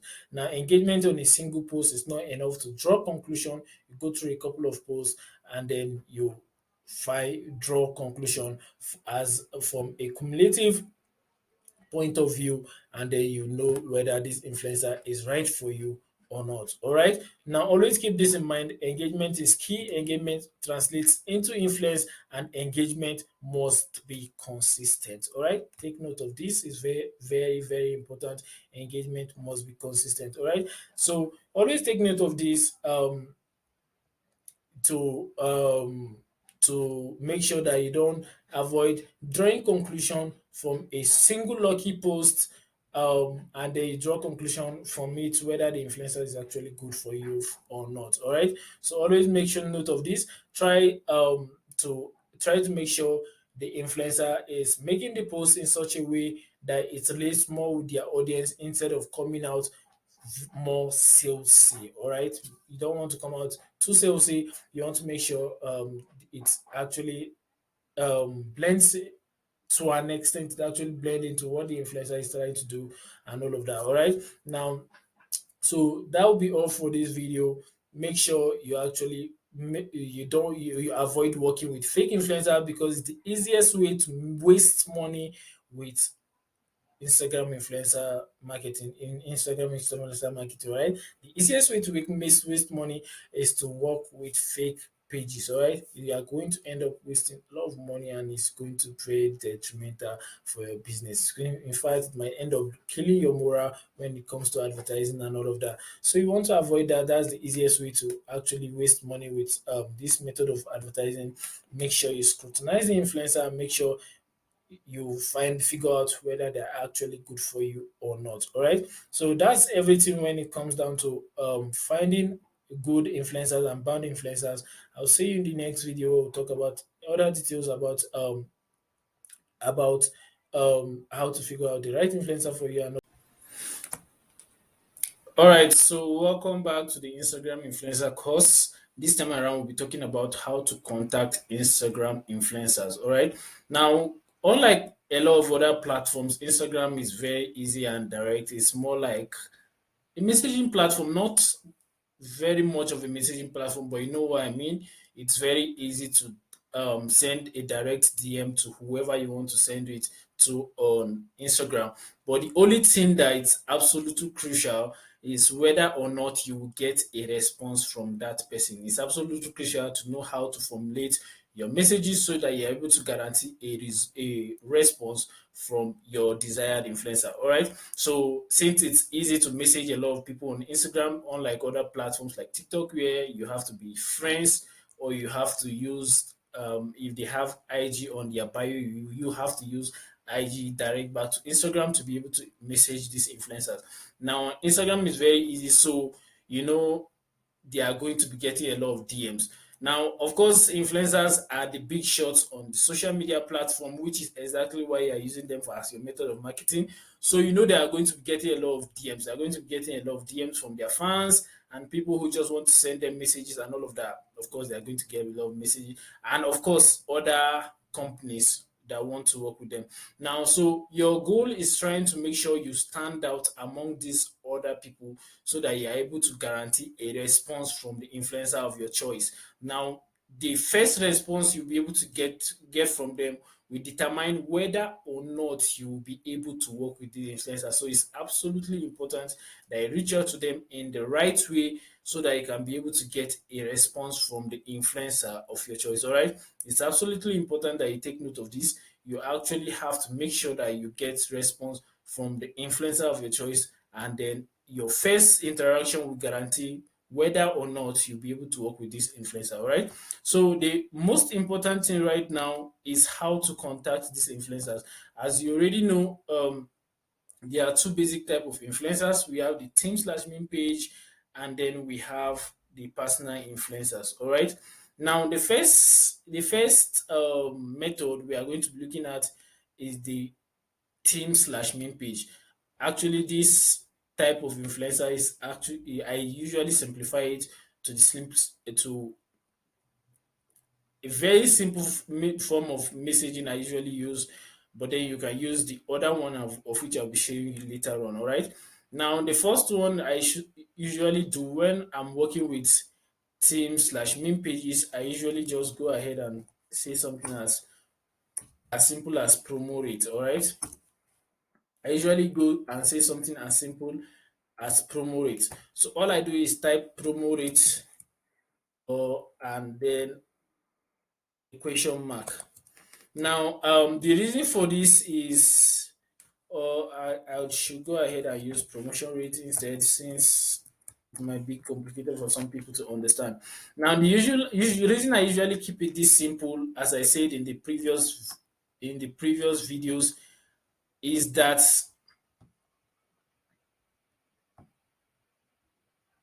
now the reason why I keep it this simple. All right, so the reason why I keep it this simple is it's more like because of this particular type of influencers. All right, so I'll go ahead and explain it in a minute. Now, if you look at the type of influencers, as I said in previous videos, if you've been paying attention, slash meme pages, especially team pages, are mostly built for the purpose of advertising at some point. Now, of course, when they are newly into posting on Instagram, they wouldn't have built enough followers and all of that. So after a while, they tend to get enough following and they're able to basically run advertisement on their pages. Now, so the easiest way to reach out to them is to make sure you are trying to tell them that you are trying to get a promotion from them. Now, of course, I mentioned that a lot of them are built as a form of business for these people. So they are very much interested in people that are reaching out to them for a promotion. So I usually keep it this simple because I get faster response this way. Now, just as simple as promo rate. Now, when you send them this, they already know what you are trying to talk about. They simply know you are trying to buy a promotion on their page. So you discuss the price and all of that. Okay. So the next thing you get to discuss after that is the pricing and a couple of other things. So it's actually that simple. They will ask you what you want to promote. They will ask for a link and images and all of that. So you'll be able to do. So the first thing you want to just send, you send it as simple as this. You ask them promotion rate, and they'll be able to you'll be able to discuss this with them along the way. All right. Now it's as simple as that. They will respond. The response time, of course, depends on the influencer. All right. So you message a couple of pages and then you get response for them and all of that. Now the next one we are going to talk about is the how to contact personal influencers. All right. So I'll go ahead and look up a personal influencer and I'll show you how to do it right away.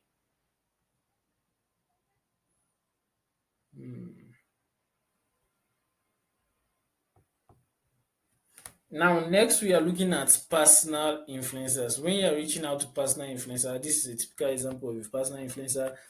You kind of take a different approach. As I said, personal influencers are usually not all into advertising as you think. All right, yes, it's a way for them to make money, but a lot of them might be doing pretty good without all of the advertising and all of that. It's just a way to get side income, but most of them never really start the whole career of posting on Instagram for the purpose of influencing. Of course, it picked up after a while and then they went on with it like that. All right. So the method of advertising, reaching out to this type of influencers is quite different from the other one. Okay. So you have to take note of that. So it's actually simple. You go ahead and send them a DM. All right. That's the first step. You go ahead and send them a DM and then they will respond to you. All right. All right. As I was saying, you go ahead and send them a DM. It's actually simple. I will show you how to do it right now. All right. So when you reach out to your personal influencer, you can't just go ahead and say promo rate and all of that. A lot of them might not even understand what you're trying to talk about. So you have to go with a simple thing. Go ahead, you introduce yourself. The next thing you want to do is tell them how you are interested in what they do, you compliment them so that you try to get their attention. Okay, you can call it wooing or just trying to get their attention as much as you can. As I said, your first interaction will determine whether or not you are able to work with this influencer, so you have to make it a very pleasant experience for them. All right, now the next thing, you after introducing yourself, you tell them, you go ahead and tell them you are interested in what they do and all of that. Then the next thing is you tell them about how you are interested in working with them on a collaboration basis. All right. So the next thing, as I said, the next thing you tell them what you want, why you are reaching out to them. So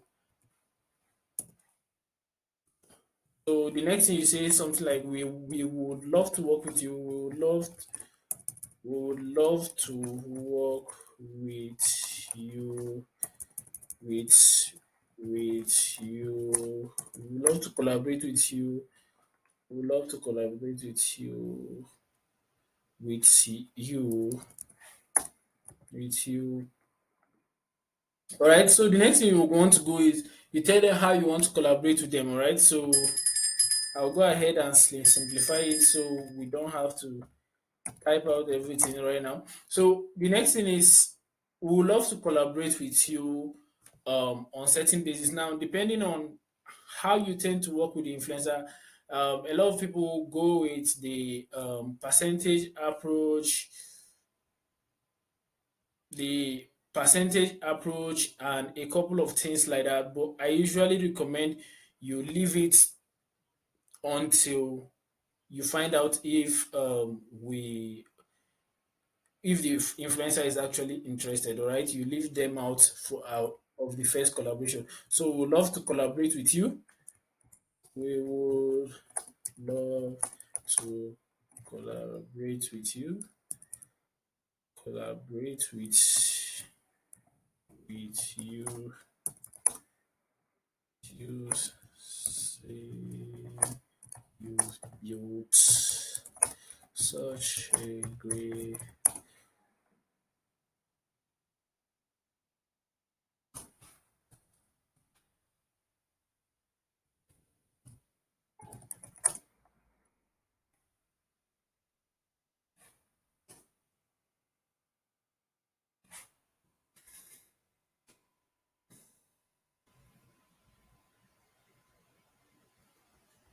Right, so you reach out to them, tell them you want to collaborate with them, seeing they build such a great um, platform on Instagram, and you will love to see them work with your business so they could actually do an influencing business for you. Okay, now depending on how you want to work with them, of course, I've said it, whether you want to work with them on an affiliate basis or you want to pay them before the collaboration, or whatever it is you have in mind, of which we'll talk about is subsequent videos, I usually recommend you leave it out of the first communication. You want to find out if they are interested. So what seeing you have a great following and we are interested in all of that. We would like to collaborate with you, seeing you've built such a great following, and then we are sure your customer will be interested, your followers will be interested in the product or service we have to offer. Of course, you will benefit from it. All right. Seeing you have such a good following, and we are sure your followers will very much love the products we have in mind. Love our product, or just keep it simple. Our products. Love our products, and of course, you get to benefit from all of it. All benefits as well. Okay, let's keep it simple as well. Now, the next thing you want to say is simple. Now, you want to the next as at this stage, you are trying to build interest. You are trying to find out if this influencer is interested in what you want to offer. You have to offer, and then all of that. So, if you actually, it's possible you find a space where you put a link to your website so that the influencer can check out your website and see if this product will interest their customers. So you reduce the rate at which you have to communicate before they get to the final part where they actually agree to work with you. All right. So take note of this. Communicating with the influencer, will take a while. And remember, you're talking to a real person, so you have to take note of everything they have in mind, and then try to get as much try to communicate with them in the best way you think is possible, so that you can get them to respond and work with you. All right. Now, at this point, you've already told them that you love to collaborate with them because you have a product their followers will be really interested in, and then you want them to they will have to benefit as well. So the next thing you want to talk about is something as simple as, if you are interested, please reply this DM, or in some cases you want them to send you an email. But I would recommend you keep it simple. You ask them to reply your DM on Instagram.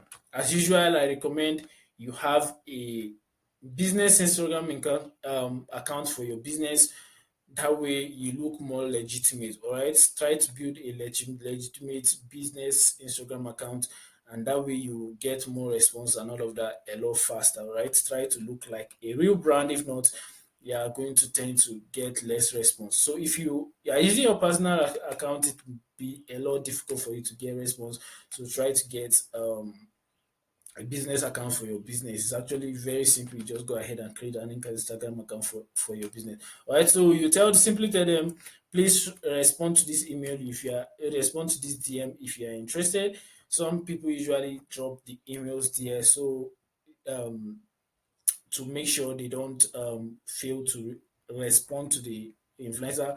But I usually recommend you keep it within Instagram, because these people are more used to this platform, right? Except if they mention otherwise, of course. So if you are interested, if you are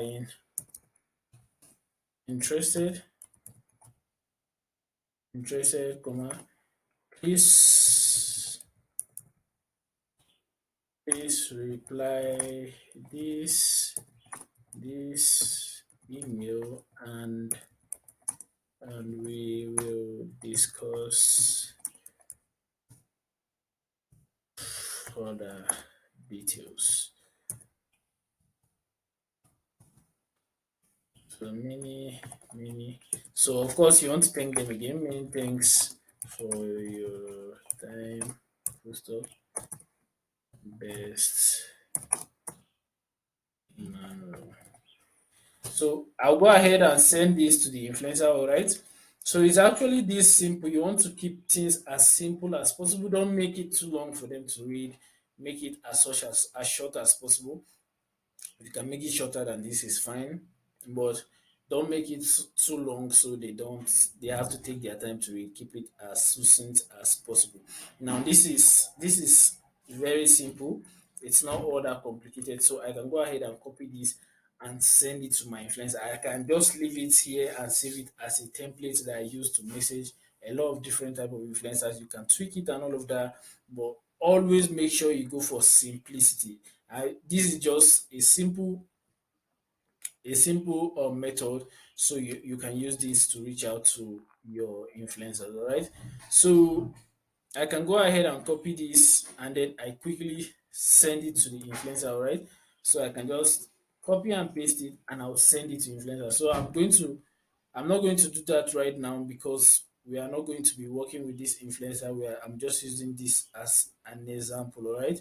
So I'm going to avoid sending this to the influencer and then all of that. Now, one thing I wanted to take note of, you can also use this method of messaging for the team slash main pages, but I'd recommend you send a more direct approach because these guys, as I said, a lot of these pages are built solely for the purpose of businesses as an advertising account. So you want to just go ahead and tell them exactly what you want from them, and then you tend to get faster response from them this way. And of course, listen, and of course, you get faster response from all the other influencers the other way. Now, of course, this is the first step. The first thing you are trying to guarantee is a response from the influencer. Now, after they've responded to you, you have to make sure you are able to communicate with your influencer um, effectively. Now, the first thing you have to take note of, your influencers might be in a different country, so time zone also matters. So it's important that yes, there's a case that you'll be working with an influencer in a different country than you are. So it's important that you take note of their time zone. Once they respond to you and all of that, you take note of it.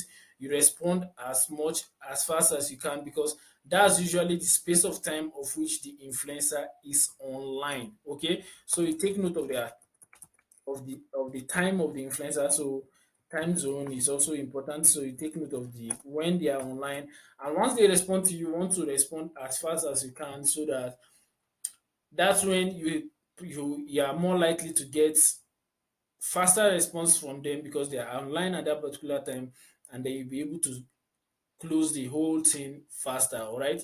If you are going to work with them or not, depending on how fast they respond to you, it's very important that you take note of this.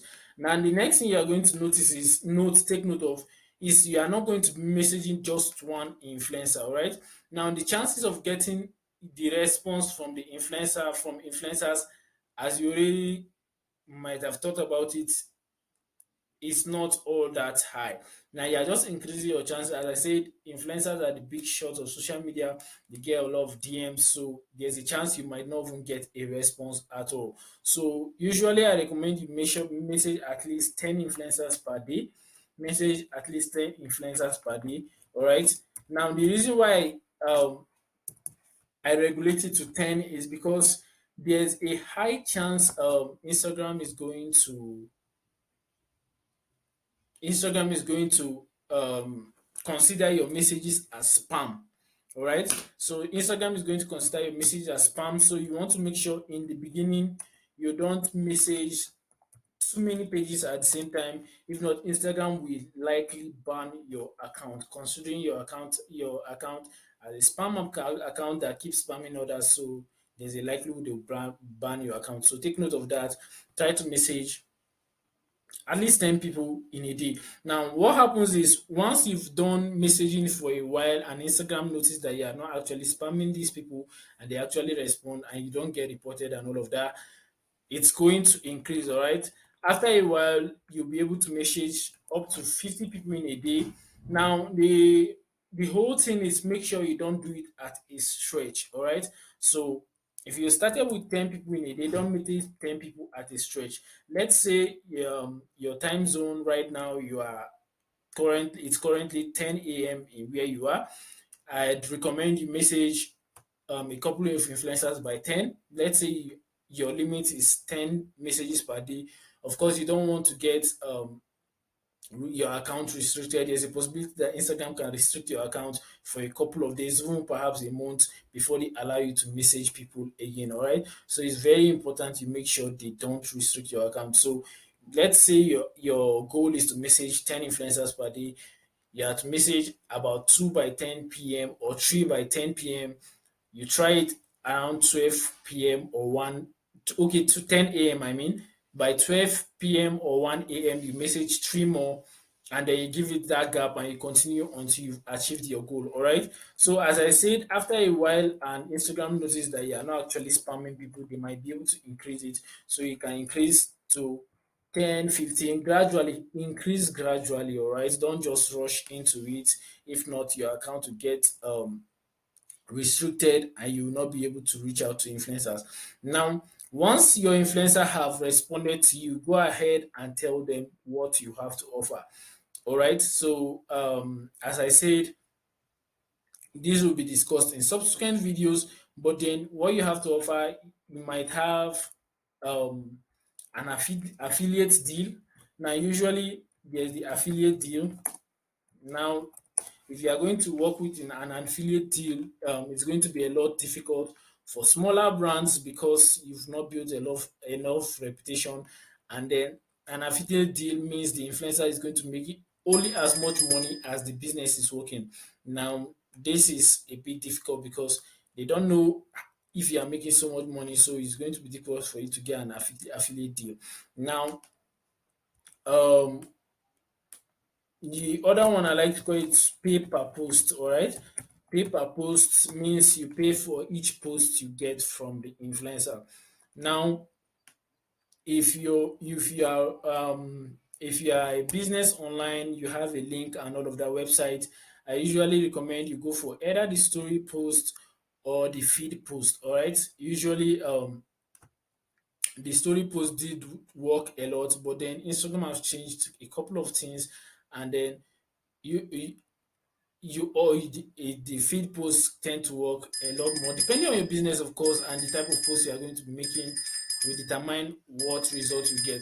Now, one thing that is always important: make sure you include your link. Now, if you are a business selling online, always include your link. Now, if it's a feed post, you ask them to include your link in their bio, and then if it's a story post, you want them to include it in their stories. Each Instagram page with 10,000 followers and above are capable of including these links in their stories and in their bio, right? Everybody can do it for the bio, but then for stories, I think it's about 10,000 followers to be able to get access to this feature, all right? Now, depending on how we are going to work with them, whether it's a paper post or an affiliate deal or whatever it is, it's very important that you communicate to them in the easiest way possible, the way they are going to understand. Now, depending on the type of influencers you are going to be working with, if you are going to be working with micro influencers, there's a chance that they've not worked with a lot of pages. So some of the what you'll be proposing to them might be new. Some of the stuff you'll be proposing to them might be new. So you take note of that. Whatever it is, once they respond to you, you communicate how they are going to benefit from this product, from this collaboration. Now, always make sure you talk about how they will benefit ahead of time. All right. Now, don't go ahead talking about how your product is so great and all of that. They are not really interested in that. Now, always put their what they will get out of it first. People are always interested in what's in for me. Now, what's in for them will determine whether or not they will agree to work with you. All right. Now, the product is great for their followers, yes, but then what is in for them because they are going to be using their platform to advertise for them. So, how will it benefit them? You always take note of mentioning this to the influencer because it's absolutely crucial for the success of for to determine the outcome of your communication with the influencer. So always your second response should be Once they've responded, always make sure you talk about your second response. Make sure you talk about how it will benefit them and all. And then the rest of the message communication should be about how to go about the promotion if they agree to it, how to go about the promotion, whether it's an affiliate deal or a pay per post. They are always going to need to post something on their Instagram account, all right? Whether they will be creating the content or they will be or you already have the content. How to go about the post is all of that will be left to you, all right? So all of that will be left to you from this point on, depending on how we are going to go about it, all right? So there are different ways. Of course, there's another way of which you give them a free product so that they can give you a free review, more like free review in the sense that the once they've tested your product and all, they can tell your followers how great this product is, and then you get you get sales from it simply from them getting a free product, and then they can give you a shout out and all of that. All right, they can give you a shout out and all of that from getting a free product. Of course, it's very important that you discuss exactly what you want with the influencer, and then to determine whether or not you're able to get them to work with you or not. All right. So as I always say, as I've said, mentioned time and time again, make sure you always put forward how they tend to benefit from it. All right. If it's an affiliate deal, how many percent they are going to benefit? If it's a paper post, how much are you paying? Usually they would mention their price to you. If they prefer paper post and all of that. If it's a free product review offer, free product review offer, you're trying to tell them how they are going to benefit you. Send them a free product, and then they test it, and they are able to tell if the product is good, and then they will recommend it to their followers. All right. So if it's a pre-product offer, you can just include it in the first paragraph here. I think somewhere around here, we love to collaborate with you, blah blah blah blah blah. You can talk about how they will get a free product and all of that. People really love free stuff. So if you are able to, if you are using a free product offer, you are going to be able to get them to respond a lot faster. If you are telling them they'll get something free, people love free stuff, all right? So it might increase your chances of success and interest in the first communication. So that will be all for this video. As I said, always make sure to try to build some interest in them. And this is just a simple way to go about it. You can make it, depending on your business, you can try to customize it and all of that. But this is just a simple way to go about it. You can do it anyhow you like, but make sure you are always putting forward, trying to talk about your business in a legit way, and then approaching them with benefit, how it's going to benefit them and all of that, so it will determine how much success you get. So the once you are done communicating with your influencers, as I said, you are going to have to talk to them about how to go about the promo and all of that. We'll talk about that in subsequent videos. So for now, that will be all for this video. So try to make sure you communicate with your influencers as efficiently as possible. Try to make the communication as effective as possible. Is determine whether or not you are going to be able to work with this influencer. All right. So that will be all for now.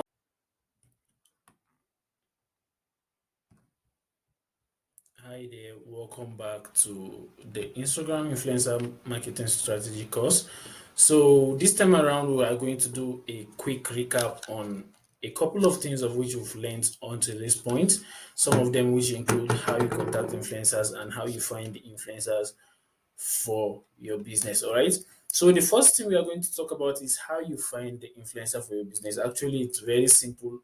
I'm going to recall everything we've discussed up to this point, how I can recall, into finding a niche, finding an influencer which you believe can articulate into your business, which is very important. Finding an influencer with good influence and engagement, finding an influencer from your target demography, which is, of course, and then an influencer with good communication skills, which is very important for the success of any business at all. It's very important that you're able to communicate with your influencer if you're going to be able to work with them. All right. So now the most important thing here we are going to be talking about is the niche, good engagement and influence, and then target demography. All right. So now, if you want to work with an influencer, let's say you're trying to sell to customers in the US, you want to work with an influencer that has an audience that has an audience mostly resident in the US. All right, you can always work that out. Now, I will have to explain this. Now, when you are reaching out to your influencer, right, you want to ask them a couple of questions. You want to ask them a couple of questions, some of which include um, their their statistics, audience demography, best time to post, and the price of which you are going to ask them, the price for the promo, and all of those details. All right. So make sure you keep this in mind when you're asking your influencers what they need to make the promo work. Now let's start with the niche. You and your influencer has to be in the you have to be in the same niche. Just simply put it as your influencer is in the same niche as you are, right? Your influencer is an established person with good reputation and influence in the niche you are already working in. All right. So it's very important that you work with an influencer in your niche, because it's going to give you an edge and you're going to be able to target people who are already interested in the product. So in simple sense, your influencer is more like an ideal look of what your customer is supposed to look like. Now, if your influencer is in your niche and is capable of buying your product, um, it's and is capable, or let's say, and is an ideal the representation of what your customer is supposed to look like, then you have high hopes that the followers are going to be similar to this influencer, and then you are going to get better results. All right. So the closer your influencer is to your ID customer, the more results you are going to be able to get from them and their followers. All right. Now, the next thing is good engagement and influence. As I said, as I've mentioned time and time again, good engagement and influence beats numbers of followers every single time. It's called influencer marketing for a reason. It means the amount of influence the influencer has on their followers will determine whether or not you are going to be making sales from your influencer marketing campaign. All right. So the next thing, as I mentioned, is target demography. Now, this is just a recap, of course, so I'm going to brush through as fast as I can so I'll get to what we are discussing today. Now, target demography simply talks about the location of your customers, right? Now, if I'm trying to target customers in the US, I'm not going to use an influencer who has most of his followers resident in India, and then I'd end up advertising to people in India. It's possible that once I advertise, even if I get sales from India, I might not be able to ship to this region depending on the type of product you have. All right. Now, depending on the type of product you have, you should also keep this in mind. The location of your customers, of your ID customers, you should keep that in mind when you are reaching out to your influencer. So simply ask your influencer um, to send you a screenshot of their audience demography. They will understand this. Most influencers have adapted the use of Instagram business accounts. You might see it as personal blogs or whatever it is they use, because it gives them more flexibility over their account to see the engagement and the activities of their followers. All right. So most influencers have built this in their have this in their on their this feature on their account, so they'll be able to provide you with that much information. All right. So a couple of other questions you should ask your influencer include the prices of the promo, what do they think is the best time to post the promo, and a couple of other things like that. Now, your influencer should also have good communication skills, because there are likelihood that if you are working with an influencer who is not able to respond to your messages and all of that as often as possible, is going to be a hitch to your business. All right. And then it's going to be difficult to work with someone who you can't get in touch with. So always keep that in mind whenever you're looking out to work with an influencer. It's absolutely important. Now, the next thing we are going to do a recap on is how to contact your influencer. Of course, from the last video we spoke about contacting your influencer was simply, I simply described it as reaching out to your influencer, trying to get a good first impression so that you'll be able to build the necessary environment for for the necessary interaction you are going to do with your influencer to be able to seal the deal. All right. Now I mentioned that getting uh, a very good first impression is going to determine whether or not you are going to be working with the influencer. Now, everything we discussed in the previous video can be summed up into a couple of points which I'm going to list out now. Everything we discussed in the previous video can be listed out into a sum of into salutation. All right, so salutation simply means greeting the influencer, of course. Then the next thing is compliments. All right, salutation, compliments, benefits. That's what the influencer is going to benefit from the collaboration. Okay, so benefits, product or service benefits. All right, now, this is the benefit of the product you are trying to get the influencer to convince their followers to buy from you. And then the last one is feedback. All right, you want them to know whether or not you want to know whether or not they are interested in the collaboration, and if they are interested, they should get back to you. Now, I gave in the previous video, I made it clear. I gave an example of how to reach out to the influencer following each of these five rules in the first interaction. That's the message you are going to be sending to your influencer. Now this doesn't stop here.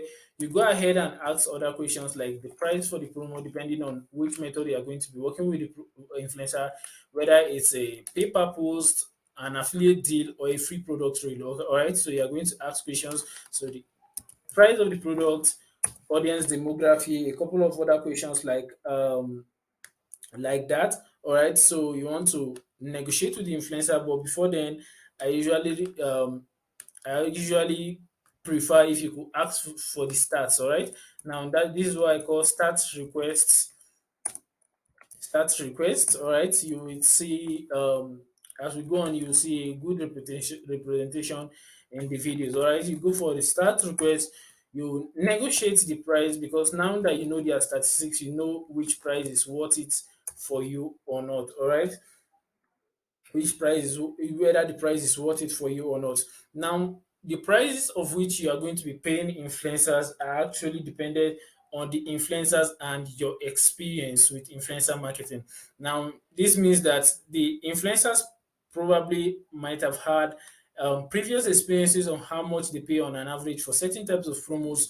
So, and on your own end, you should be able to determine whether or not this will be worth paying for depending on what you are looking out for. Always make sure that when you are going in for a promo, you always look out for whether or not you are going to be in whether you are, or not you are going to be in profit or not at the end of the day. All right. So another thing you should discuss with your influencer is payment method.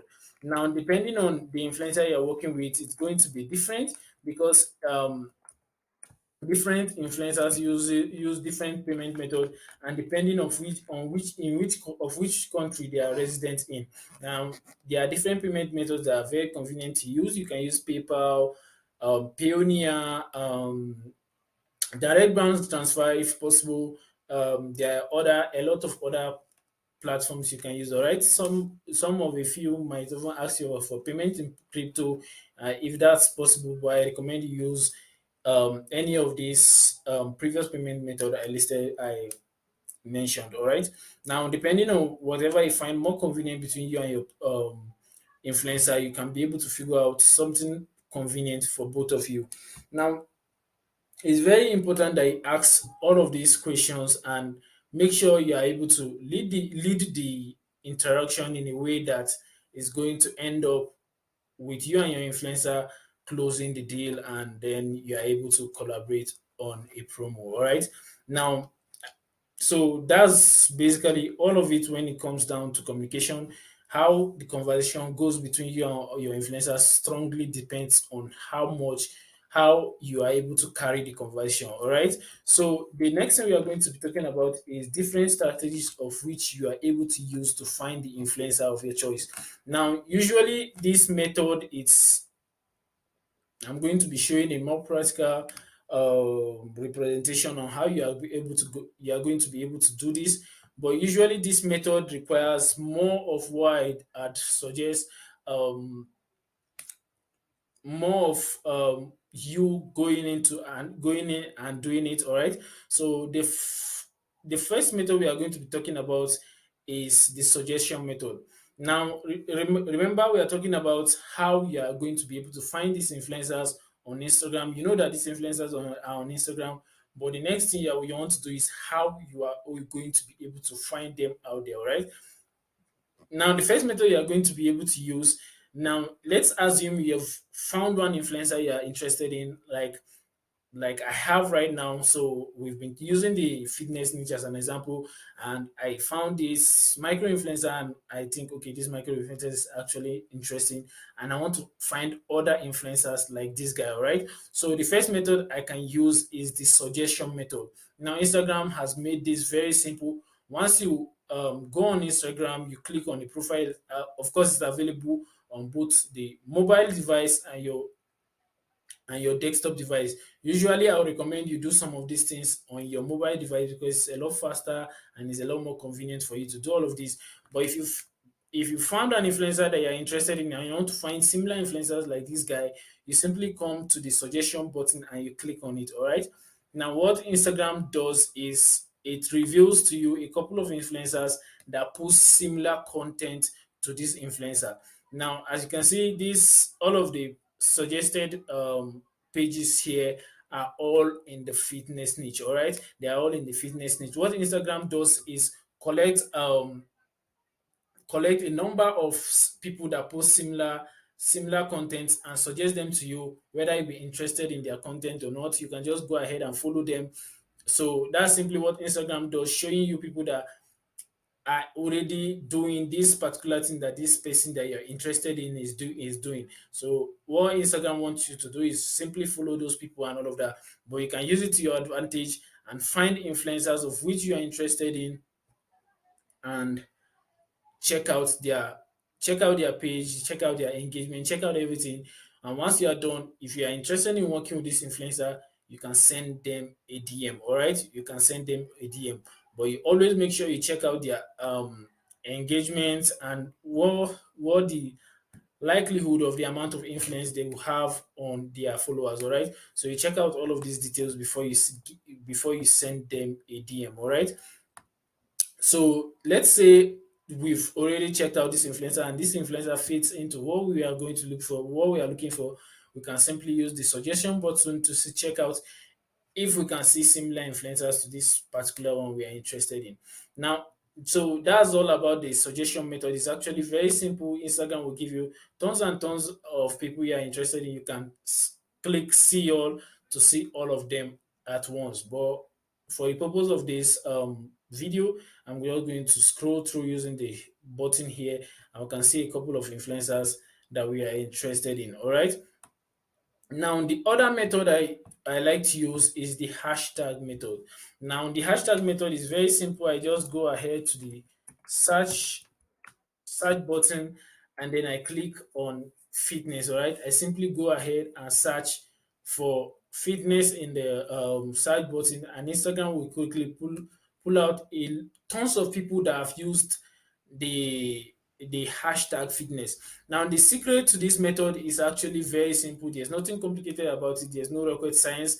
People usually use hashtags to get better exposure on Instagram. All right. Now, if I'm posting a fitness content, of which I do every now and then, I usually use the fitness hashtags to get my content out there so that anybody that is interested in fitness, Instagram can easily realize, okay, I'm trying to post the content for people interested in fitness, and it recommends my post to some of these people. All right. So hashtags are very effective for influencers a lot because if you want to use it, get more exposure on Instagram, it's a very helpful thing to use hashtags. It gives you more exposure to people interested in the particular hashtags you have used and all of that. So by searching hashtags in your niche related to what you have in mind, what you are going to be advertising, and the type of influencer you are looking for, you'll be able to find influencers with this. Okay, so you simply click on your hashtag, hashtag, and Instagram will recommend for you tons and tons of fitness of people who are posting content related to fitness and have used the fitness hashtags. All right, so yes, a lot of hashtags you can use. If I'm looking for, if in this case, since I'm dealing with fitness and fitness as a whole, I can go ahead and search gym. I can go ahead and search gym freaks. I can go ahead and search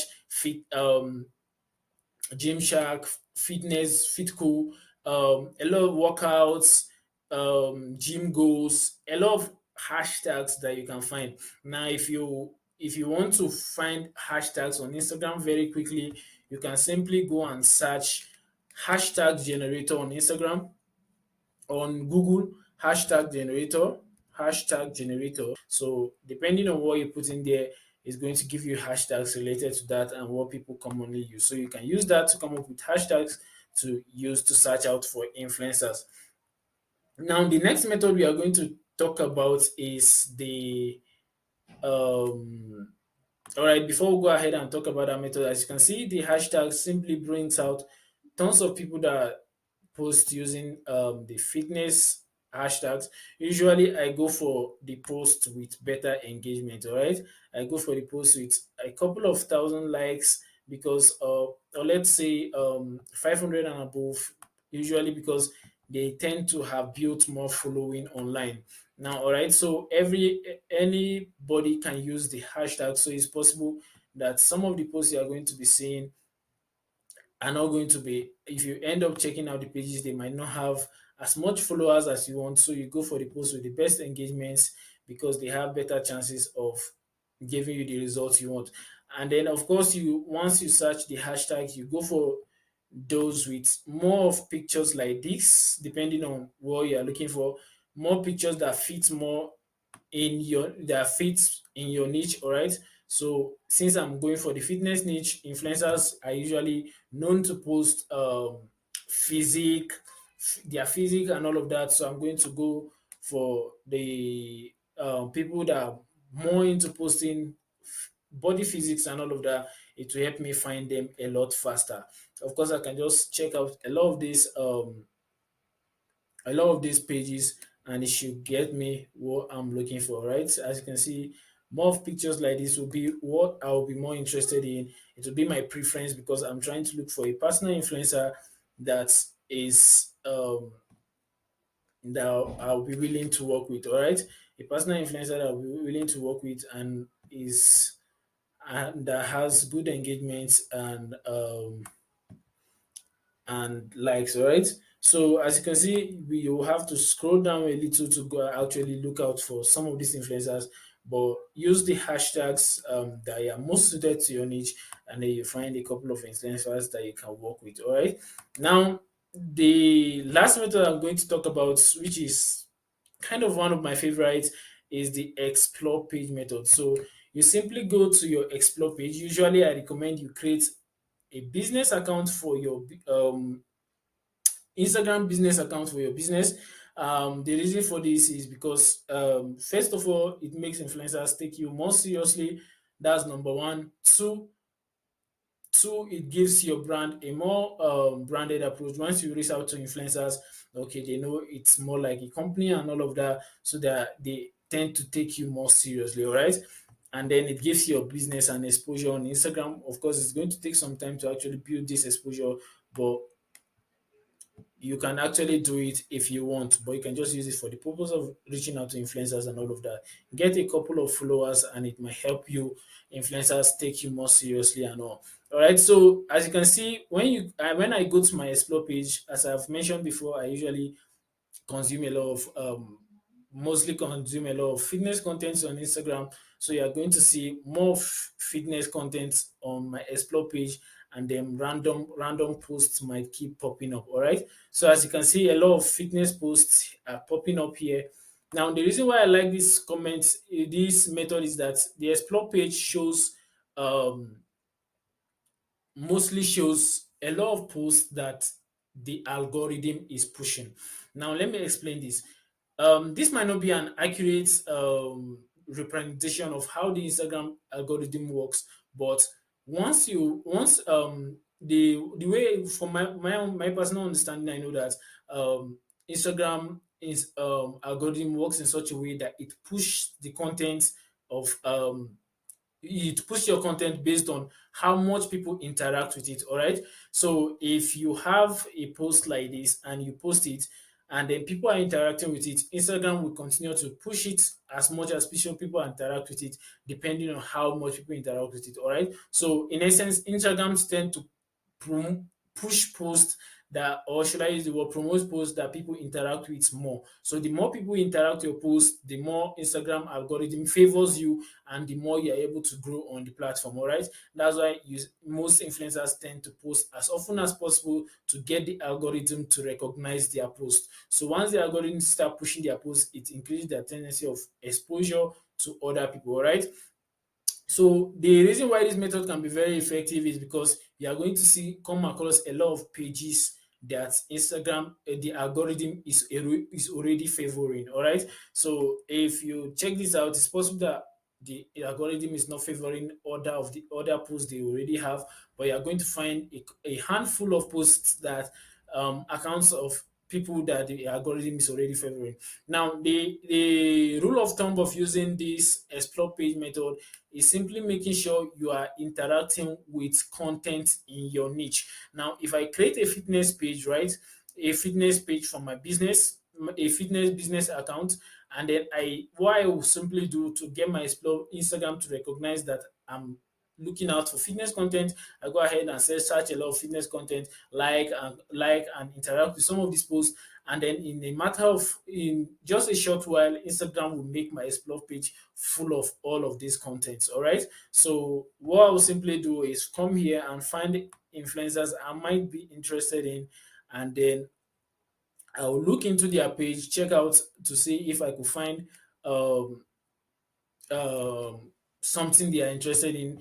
Usually, I'll look out for influencers like this that post a lot of fitness content, physique, and all. Since I'm looking for a fitness influencer and all, I'm going to look out for influencers like this. I'm going to look out for engagement on their posts before going through, and then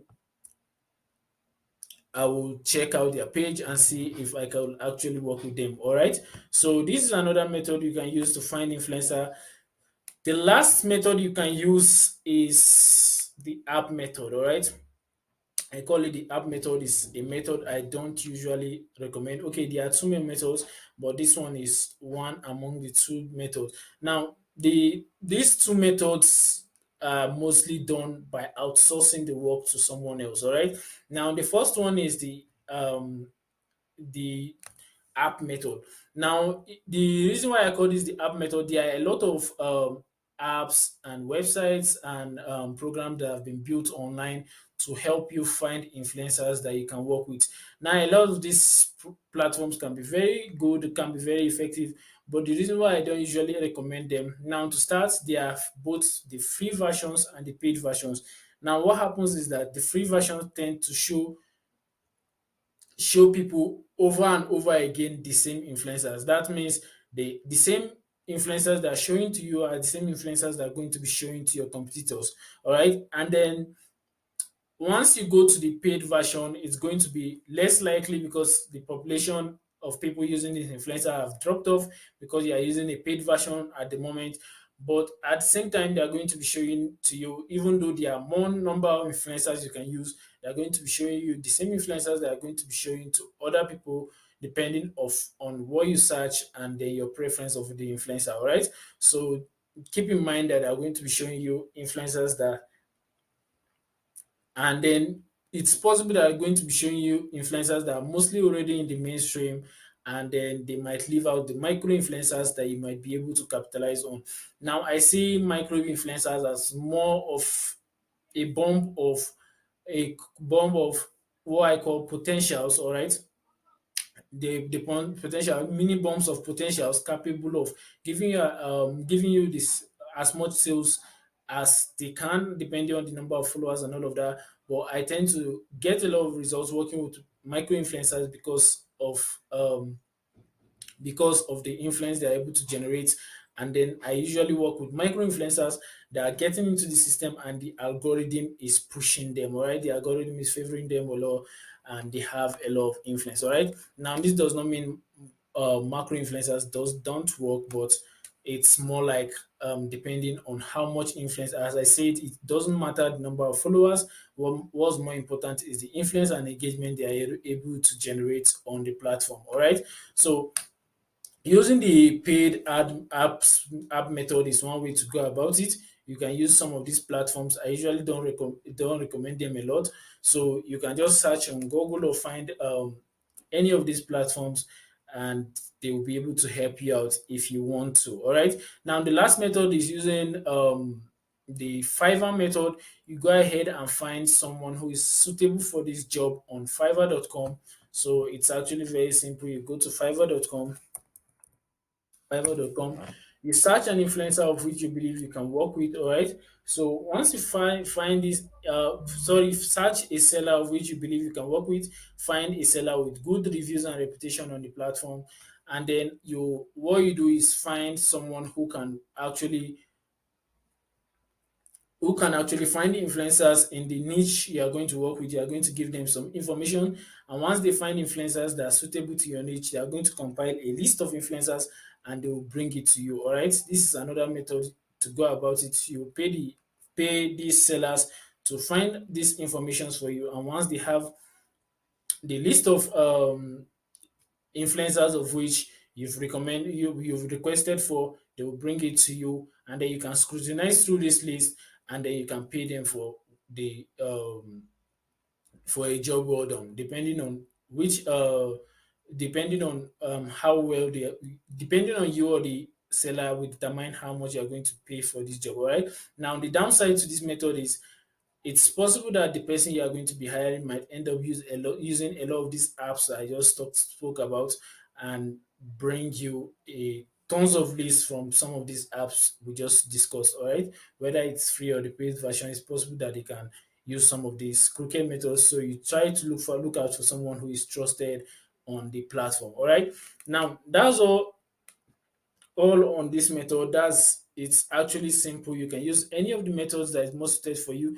But in the beginning, to build confidence and then to for better experience, I recommend in the beginning, since you are not going to be working with a lot of influencers, that you actually do the research yourself. All right, do your due diligence yourself, so you can tell where the problem is coming from if you run into issues. All right, so I recommend in the beginning you try to build experience and confidence as you're working with Instagram influencers. Try to reach out to them, try to find the influencers yourself. It will help you build confidence as you go about it. All right, so I usually recommend this in the beginning. Later on, you can outsource some of these processes. You can train, if you have quite an organization or a group, a team, you can train someone to go about doing all of this for your team. All right, so it's actually all that simple. You should always keep this in mind when you go about finding your influencers. As I said, the methods are simply the suggestion method, the hashtag method, the explore page method, paying people on Fiverr, and then using a lot of influencer for platforms you are going to find online. So that will be all for this video, and then I'll see you in the next video where we'll talk about other details on how you. All right, so this time around, we are going to be talking about the different ways you can find influencers. Now, of course, there are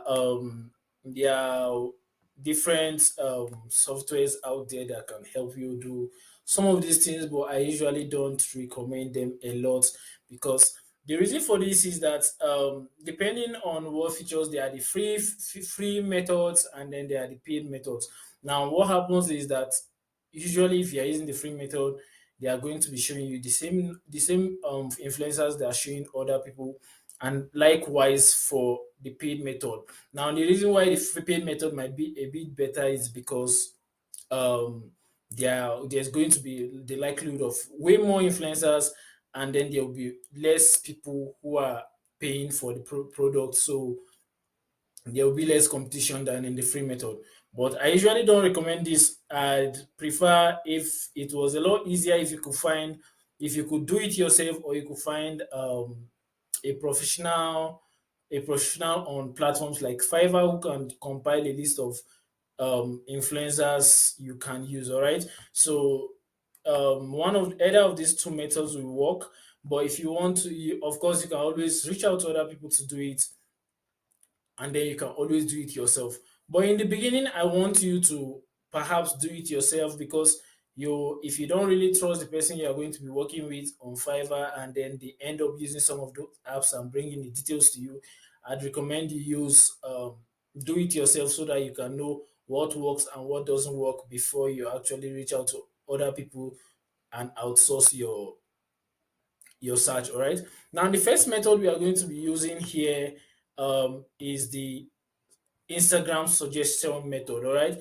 Now, I'm going to be bringing out this method first of all because I already pulled up an influencer here. Now, this influencer, of course, you've probably seen him from previous videos we've been recording. Um, this is simply what the suggestion method looks like. Now, if you've been on Instagram, then you know that once you are on a page like this, Instagram gives you this button. Of course, it's available on both mobile and desktop devices. Now you can click here and it will show you what it calls suggested people, all right? So it means that it's going to show you a number of people who do something very similar to what this person you are looking at is doing. So you can see a lot of them. You can see a lot of them. All of these pages that are being recommended here are all fitness pages. And as you can see, this guy is very popular in the fitness niche. And if you're wondering why I have a lot of this popping up, it's more like I follow a lot of fitness content a lot and all of that. All right.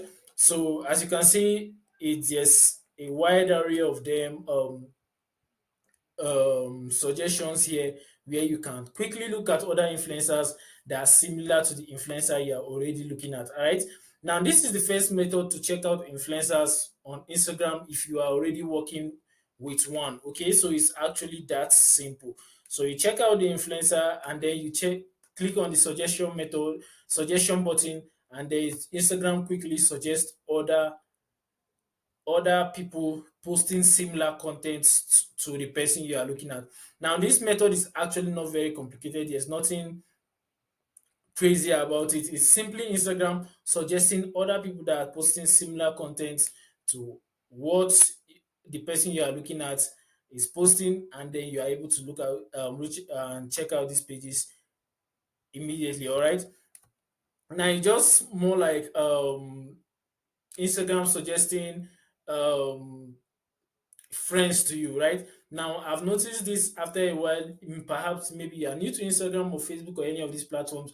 They usually suggest friends to you, perhaps based on your contact or something, or the people you are already following and all of that. All right. So it's it's just simple. You can just follow the recommendations, and then you find out if you can find an influencer you can work with. Now, another method I like to use is the hashtag method. Now, this is very simple. You think of the common hashtag people in your niche would use. All right. Now, if you have an idea of who your ideal customer is, usually the influencer you are working with is an example of your ideal customer. All right. So the influencer you are working with is an ideal for your ideal customer, which is why they fall under the niche and they are going to be capable of influencing or convincing their followers to buy your product. All right. So since we are in the fitness niche, I'll go ahead and keep it simple. I will type in fitness. All right, I'll go ahead and search it, and then Instagram will quickly recommend to me a lot of fitness posts, and then I'll be able to look out, search through, and I'll be able to find an influencer in any of these hashtags that I might be interested in. All right, it's actually simple, but it might be a bit more complicated than this other method. But I usually recommend you search hashtags that are very much related to your niche. All right, they are very much related to your niche or are particularly in your niche. So once I search out these hashtags like this, it quickly brings up a couple of posts that people have made and all of that in the fitness niche. usually people use hashtag to make sure their content are seen and all of that. So you can use these hashtags to your advantage, and then you'll be able to pull up a good number of posts. In fact, you are going to pull up so many posts, and then you can check out a lot of fitness posts and see if you can find an influencer who you can work with. All right. So you can see there are a lot of posts here. You can see them. Usually, I would go with using this method. I will scroll through and go with the influencer with more engagement. All right. I'll go with the influencer with more engagement because they have better chances of having more followers and influence. All right. So if you have the influencer with more engagement tend to perform better. So I tend to check out for the influencers with more engagement, and then I'll pick them out. Okay. So this is another method you can actually use to look for your influencers. You use hashtags in your niche, and then you can search it out on Instagram, and Instagram will recommend people for you can work with. So using this method, as I said, I usually go ahead and look out for those with more engagement. As you can see, I will look out for those with more engagement. As you see, the engagement of every post varies, and then I will only look out for those that are more into the niche I'm trying to look out for, right? So if I'm since I'm looking at fitness here, I'll try to look at more posts that look more fitness like this. All right. A lot of fitness influencers are more into posting physics and all of those. So I'll look out for those. Now the next method I want to talk about is the explore page method. Now, if you've built your of course, we will not be able to access this method using the desktop method, the desktop Instagram desktop view. But I'm sure you should be okay. I think it's available here. We should be able to use it. So the Instagram Explore method, it's actually very simple. Now, I usually recommend you create a business Instagram account for your business. All right. So depending on what you've created, the explore page methods makes it very simple for you. Now, as you can see, my explore page over here is showing me a lot of fitness content because these are mostly the contents I've been looking at and all of that. All right. So similar, usually your explore page is not all that accurate, but it usually shows you content similar to the ones you've liked on Instagram. So the most accurate ones I would say are here are mostly the fitness posts and then some of the marketing posts as you can see here. So and then tend to show you other people's posts that are similar to those people you follow and all of that. So as you can see, there are a lot of fitness posts here, so I can easily use it to find an influencer that I might likely work with. All right. So as you can see, a lot of fitness posts and all of that. So if you have a business account and then you use it mostly for your business and use it to search out Instagram influencers, it's only a matter of time until your explore page are mostly comprised of the most common content you usually search on Instagram, all right, or you usually consume on Instagram. So after a while, you have an explore page that looks like this and shows people you are pretty much interested in, shows what you are pretty much interested in, and then Instagram is very good at recommending all of this on your explore page. So you can easily look out for your explore page and you find people you might likely work with. Now, the very good thing about the explore page is that it shows you pages of which the algorithm is favoring. Now, how do I explain this? Instagram works with an algorithm that promotes your posts to even people that are not following you, depend on how much people interact with your post. All right. So this might not be the accurate explanation of how the algorithm works, but I understand one thing for sure is that Instagram mostly recommend your post based on the number of people that interact with it. All right. So as you can see, compared to the hashtag method, we have a lot of influencers here that have a lot more engagements on their post. All right. they have a lot more engagement on their posts. So as we scroll down, you begin to notice that the engagements here are a lot more than the hashtag method. Now, this is because all of these posts are being pushed by the algorithm. So it's very possible that you find a page that is a page or an influencer that is being favored by the algorithm at this particular time. All right. So it's a very good method. You build your explore page over time. Is actually going to be a gradual process depending on how much you are using the account and how much you search what you are looking for on Instagram. All right. So you use the hashtags method and it's going to show you the explore page method is going to show you all of these things. As I mentioned just earlier, the benefit of using this method is that it shows you the pages that the algorithm is favoring at the moment, and then you can take advantage of that boost from the algorithm that the influencer is um, currently gaining, and then it may help you reach out to a lot more people. All right.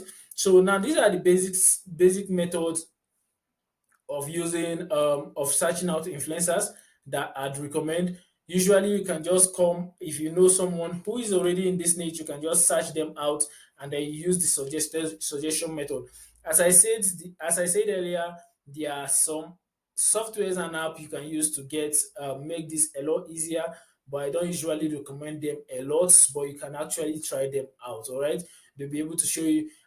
Usually recommend you go for the pay ones with paid features, because it's meaning the fact that it's paid, it means that the number of people who are going to be using this product are going to drop off compared to the free versions. All right, so that's what I recommend. But usually I recommend you either do it yourself or you hire someone on Fiverr who is very good and who you've worked with for a while, or you believe have good reviews and all of that, and then perhaps you can work with them. All right, you simply go ahead and ask them to search it, help you find influencers in a particular niche. The niche, of course, it has to be the niche you are interested in, and it's very important that you scrutinize the influencers they've brought out to you, um, and then it will help you find out if you can work with these influencers or not. All right, so it's very important, because it's possible that some of these people might use some of these apps we just spoke about to just randomly bring out a list of influencers and just submit it to you. So, which is exactly why I recommend you do it by yourself in the beginning, to help you build confidence and experience with influencer marketing. All right. So these are the basic ways to find influencers on Instagram. So in the next video, we'll be talking about more and more strategies on how to work with influencers, how to reach out to them, of which we've spoken about, and a couple of ways which will increase your chances of success with Instagram influencer marketing. All right, so that will be all for now in this video. I'll see you in the next video. Everything we've discussed up to this point, you understand that there are different ways to work with influencers and the different ways to contact them and all of that. All right. So I've mentioned everything on how to go about this. The next thing I want you to keep in mind is the next thing I want you to keep in mind is how to go with the conversation. All right. So you simply go with salutation, you greet them and all of that, and then you ask for the price and a couple of details. And from there, you can actually go ahead and work with the influencer. So I'm going to bring out an example interaction I did with from previous video with an influencer I did in previous classes. All right, so it's pretty much an old conversation. It's actually very simple. It's not all that detailed, but it should give you an idea of how to work with an influencer, whether it's a personal influencer or or it's a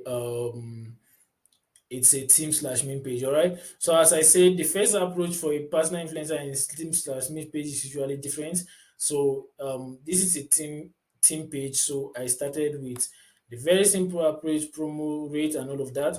As you can see, the influencer simply asked me the price, story, and all of that. All right, the price for each of their promos. I quickly went ahead and asked for the story views, how many story views they get on an average, and the influencer mentioned 15 to 20k story views, which is pretty good for a story view, right? Story views of 15 to 20k is very, very good, and it will help you determine whether or not the influencer is legit or not. Now, let me mention this, point this out. Usually, the good influencers have good story reach. All right, good influencers have really good story reach. Now, if you have a lot of fake followers, they are not going to be viewing your story. They are not going to be interacting with your post. At most, a lot of people who are fake influencers might end up buying likes and comments, but it's difficult to buy story views, of which I believe is almost impossible. So, getting an idea of how much story views they have will determine whether or not the influencer is actually a real influencer or a fake influencer, right? So, keep that in mind. It can help you as you go on with your journey. So the I did ask a couple of questions. As I said, you want to ask questions like the price, location, that's audience demography, their statistics. All right. So some of them will actually agree to send it to you. Some of them might feel insecure and might not actually send this to you. But it's actually, it's, if it's possible that they can send it to you, yes, you try to get it to know how much you might be able to make out of the influencer, right? So I did ask a couple of questions. I asked for the price if I just needed a story or a full feed post, and then it mentioned the individual prices and all of that. And then, of course, I was trying to negotiate to see if I could get a better price. All right. So, as I said, this is an example message. I did not actually work with this influencer. I just used it as an example from previous classes I've had in the past. All right.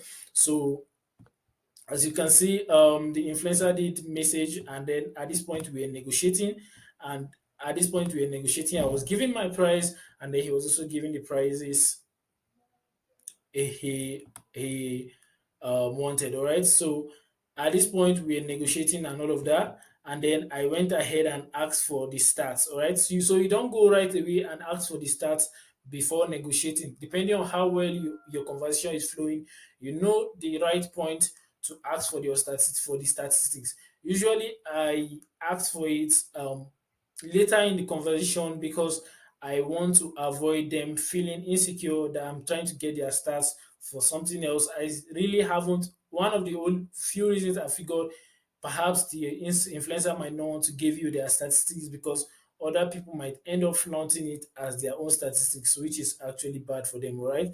So as you can see, it sent me a couple of stats, and then I was able to see how how much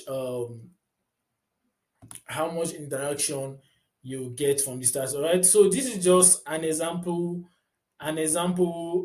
approach. All right. It's just an example approach to how you can actually communicate with the influencer. Now try to you can keep it this simple or you try to sound more professional depending on who you are working with. Now, if you're working with a personal influencer, I recommend you go with the more professional approach, the more branded approach, so that you can get them to work with you. It's going to be a lot more easier if you're actually trusted and all of that. And then if you're working with team or meme pages, it's actually the same. Try to go with usually I would say a professional approach, but try to go with a professional and informal approach. Keep it in the middle, all right?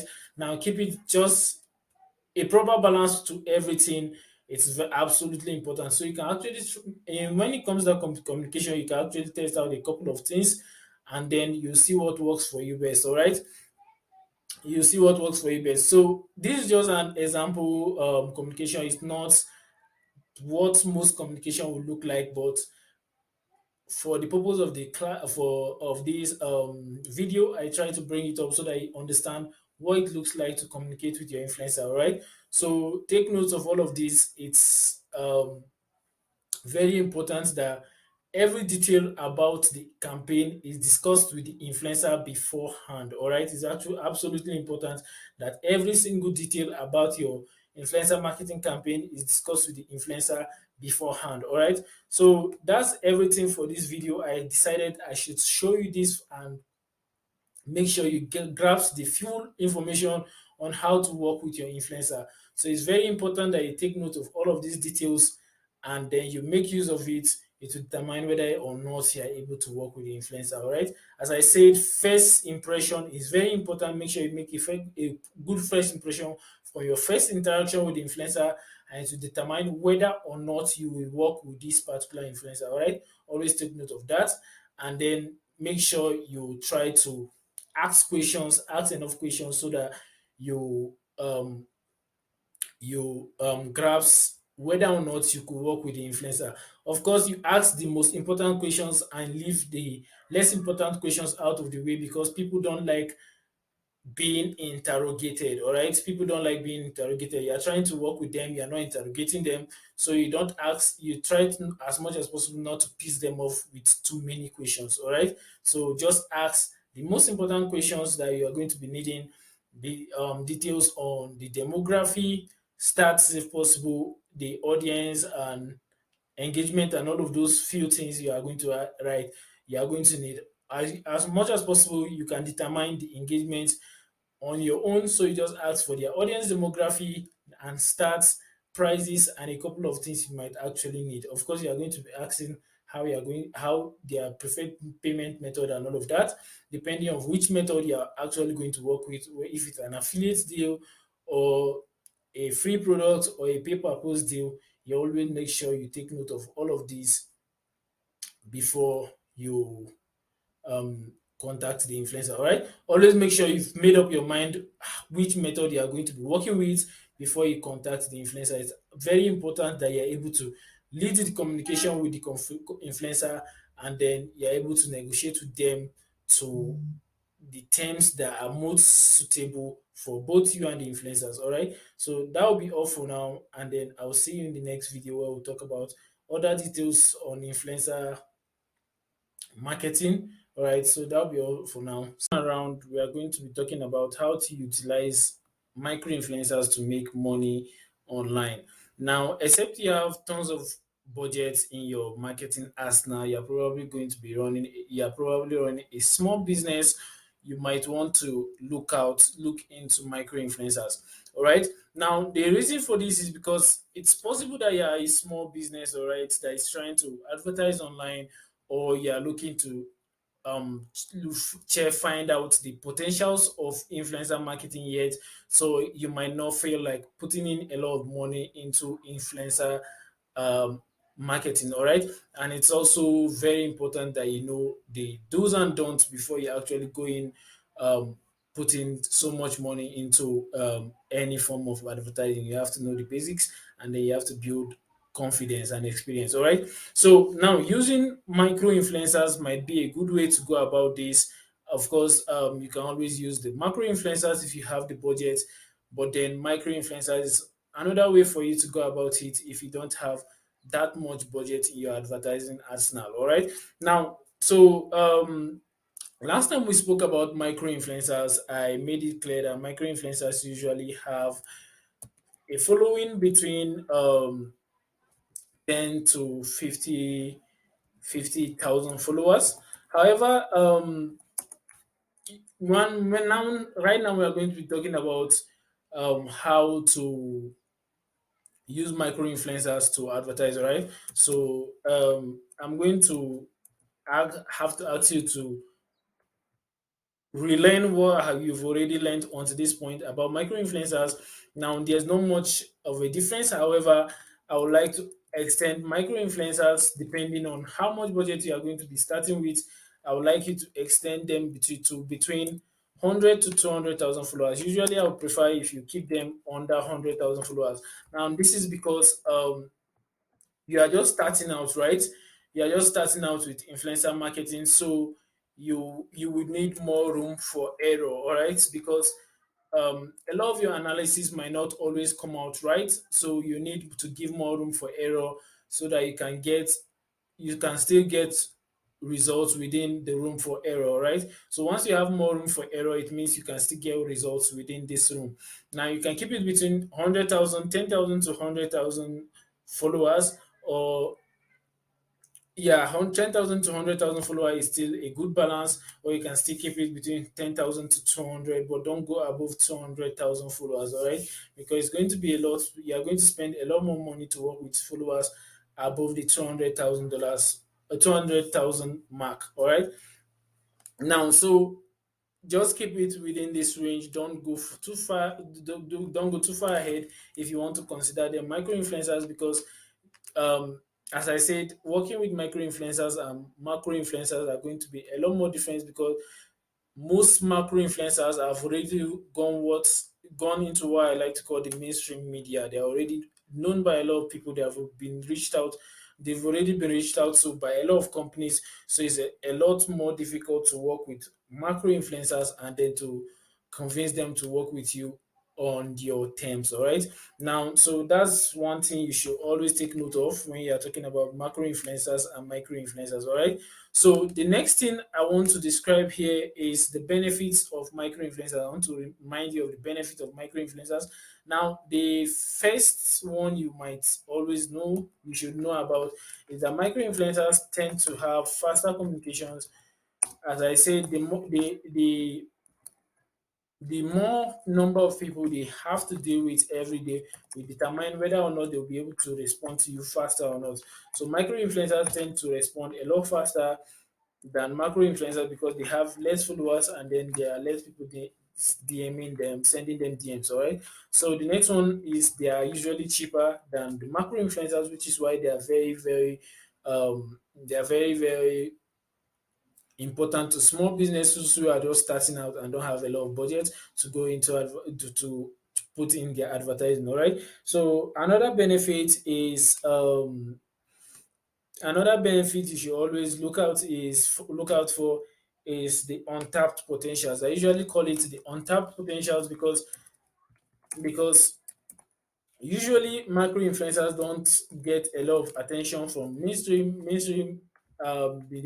media, and then likewise they don't get a lot of they don't get reached out a lot by a lot of companies. All right. So which means you are going to be talking to influencers that probably haven't done a lot of collaboration, and then be they might be more willing to work with you on your influencer marketing campaign and all of that. Okay, so I usually like to nickname it the untapped potentials of micro influencers. Since they don't get reached out a lot, they are more like the the untapped gold that are usually found on the side. Of course, that's supposed to be funny. All right. So the next thing you want to look out for your micro influencer is make sure they have what we call good engagement and influence. All right. Just because they are micro influencers does not mean you should overlook any of these. All right. So make sure they always have good engagement and influence. All right. So always look out for this. Your influencer should have good engagement and influence, and this will in turn determine how much results you are going to get out of your influencers. As I've always said, always make sure you look out for good engagement and influence. It doesn't matter how many followers they have, always make sure you are looking out for that. All right. So these are some of the perks of micro influencers that you should always look at. So in general, you should look out for these when you're working with micro influencers.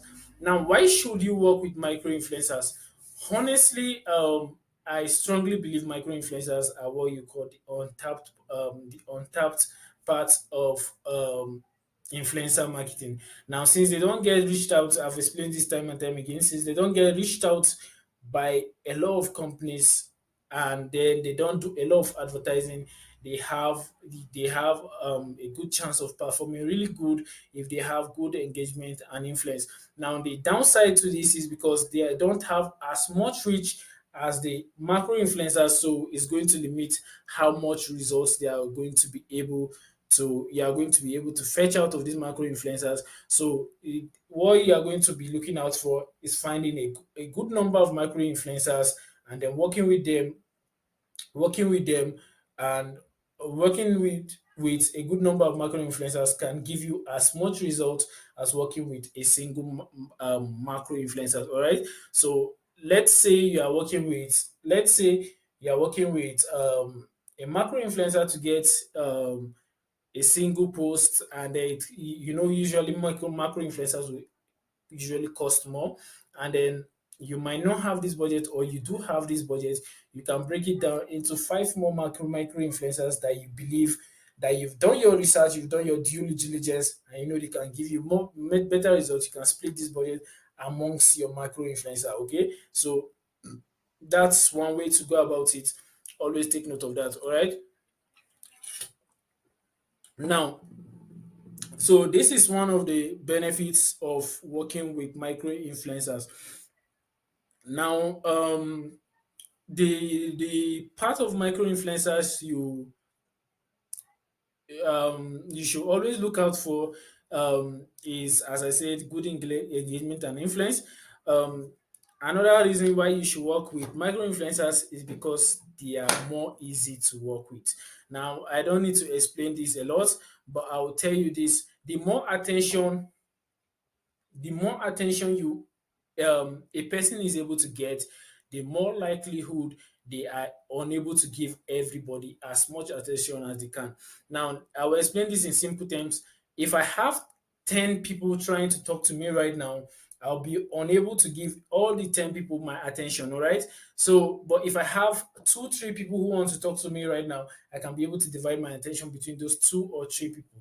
So it means that means that as much attention as I'm able to give to this few number of people will determine whether or not I'll be able to build good communication and all of that with them. So the same thing comes down to your influencer. The more interaction your influencer gets, the more likelihood the communication is going to be a lot more difficult. All right. So it's actually another benefit of micro influencers, that you are actually communicating with an influencer that has um, way less interaction, so you can be able to build more communication and build a better collaboration. All right. Now, this is not always the case, but then it's the case most at times. All right. So you should keep this in mind, and then always note that depending on the influencer, the personality of the influencer is going to determine whether or not they are actually going to be good communicators or not. Usually, there are a lot of people that are able to communicate with people a lot, whether they are either big, what you call the big influencers, or the macro influencers. The micro influencers, the tendency of the person, the willingness of the person to reach out and check their DMs will determine whether or not you get response or not. Whether or this exclude the fact whether they are a micro influencer or a macro influencers. All right. So there are a lot of opportunities you can actually look out for in micro influencers. Usually, I recommend this to small business owners who are just starting out and don't have as much budget as they need to get a macro influencer. All right. So you can actually try out the micro influencers. Keep keep the number between 10,000 followers to 100,000 followers. Usually, I'll keep it between um 50,000 followers to 100,000 followers. All right. So usually strike the balance between 50 and 100 because I find it to be a good number that I can reach out to as much people as I want to, right? If I want to stretch it a little, I stretch it to 200,000 followers if I want to work with micro influencers. And then when I go for macro influencers, I also go for macro influencers that are not all that popular. All right. Now, depending on how I'm going to work with the influencer, I tend to go for influencers that are more likely to respond and collaborate with. All right. They are more likely to respond and collaborate with. So it's easier for you to go with someone that you go for someone that are more likely to respond and collaborate with. All right. So always keep that in mind. Your likelihood to actually get a response and collaborate with this influencer, it's going to determine whether or not you actually collaborate with them. All right. So that shouldn't limit you. You should always reach out to the influencers you believe you can actually work with, and then you actually go for it, and you can actually get them to work with you on your terms. All right. Now, the next thing I want to mention is it's easier to get an affiliate deal from a micro influencer than a macro influencer. All right. Now, this is because they are just starting out, and then as I've mentioned, they haven't gotten a lot of collaborations, and also they haven't built a lot of experience.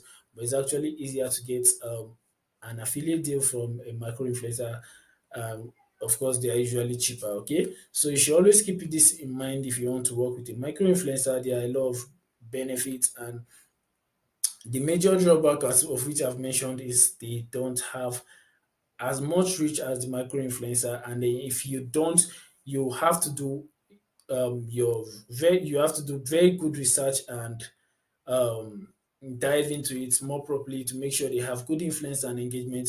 If not, they can just blow up. All right, which means there's more chances of error with the micro influencer, because they don't have if you don't do your research properly, you might end up wasting money and all of that. All right, so you have to do your research properly, of course, since they have not a lot of followers, of which I've brought up the limit of the micro influencer so that you can give room for more error.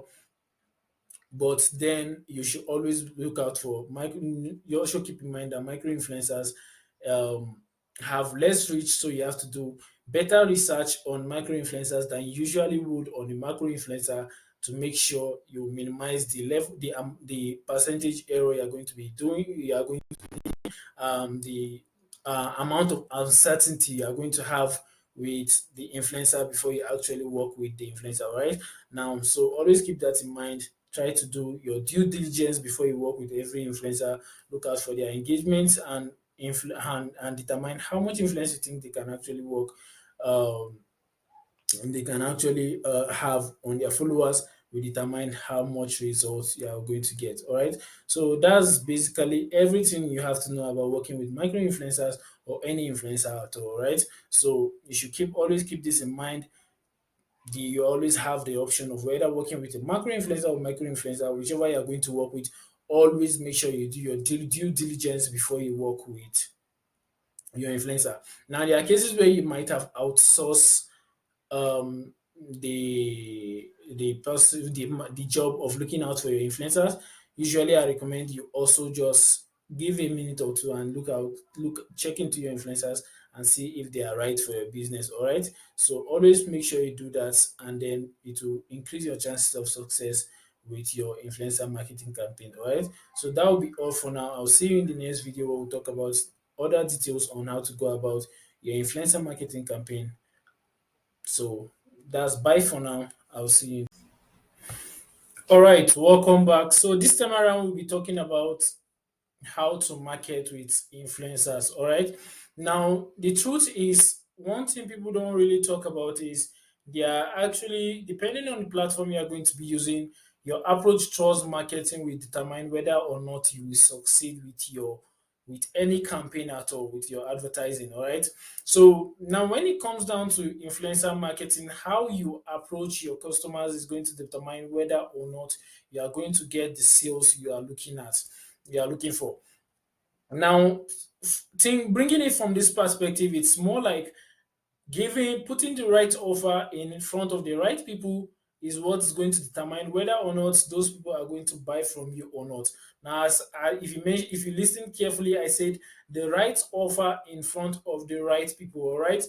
Now, people motivated with are more motivated with being approached with offers that convince them to do it now. All right. Now, what I mean by this is that you are more likely to find success with an offer that convinces the customer to buy now rather than buy later. Now, I'll go ahead and explain this. So, if you are familiar with marketing and you've checked out different methods of marketing, then you know about what it's called direct direct marketing. All right, direct marketing. Now, it's not very complicated. It's actually simple. This type of marketing tells you to go ahead and put an offer in front of the customers, an offer they usually can't refuse, and then you ask them to buy. Now, this method of marketing actually works a lot with influencer marketing. I've tried out a couple of them, and this one works the best. All right. So, what this simply means is you come up with what is usually called your Godfather offer. You come up with what you call your Godfather offer, and then you put it in front of your customers, and then you get them to buy from you. Now, what your Godfather offer means is an offer the customers find to be a very good offer and they find it difficult to refuse. All right. Now, the easiest way you can do this is by throwing in discounts and then giving an expiry date, more like um, making it a limited time offer. All right.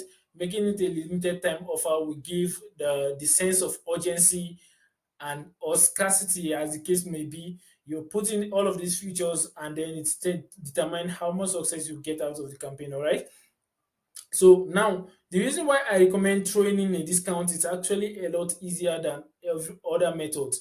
Now, if you the now when you look at it this way, it's more like once you throw in a discount, it makes it special to the people that are actually going to be buying from you.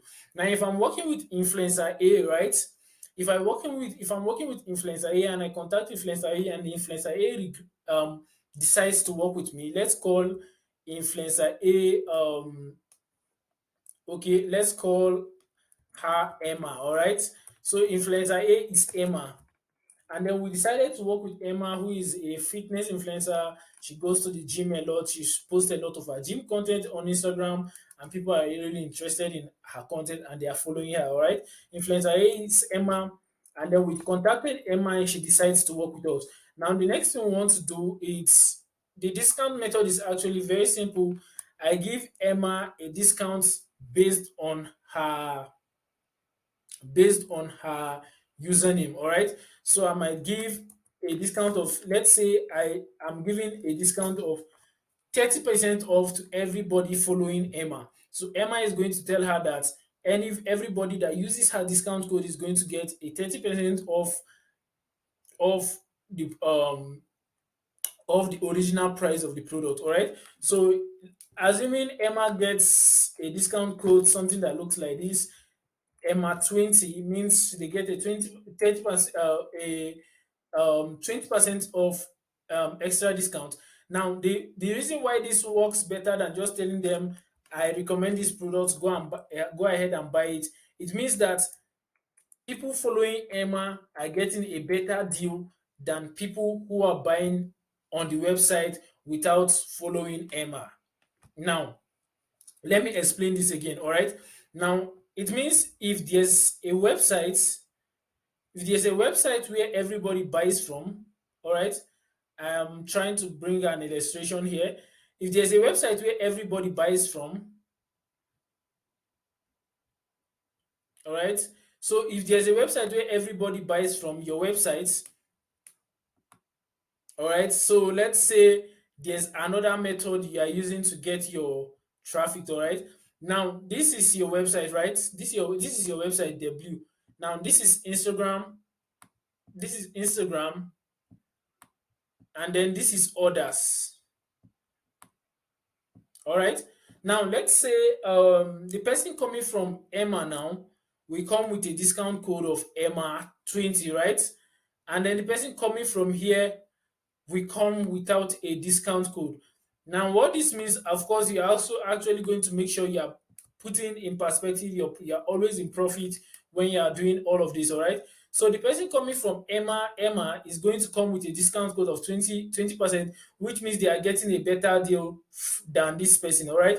So I'm always going to make sure you're always calculating your profit, you're always putting your profit in perspective before you throw in a discount, all right? So the person coming from Instagram is going to get a 20% discount, which is usually a better deal than this other person. So they are more likely to take the deal than the person that is coming from here. All right. So now people following Emma know that they are getting what I would call a special treatment. People like that a lot, a special treatment, and then they are going to be more likely to buy the product. All right. Instead of Emma just saying, okay, this is a good product, you go for it. Okay, this is a good product, you go for it, and here's a discount. All right. And here's a discount. Get it now. Now it's more like you've gone, it's more, if I'll use a scenario that is very simple. Now there are two motivational factors that will make you buy this product now. First of all, it's being recommended by someone you trust. Two, they are telling you that if you buy it with this code, at this particular time you are going to get this particular discount. All right. So the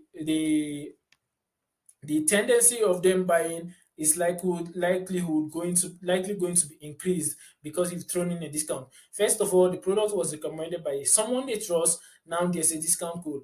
Now another thing you might actually try out is putting urgency in perspective. Now, if there's a need for urgency, it means um if you are not able to buy it now, you might actually miss the offer. All right.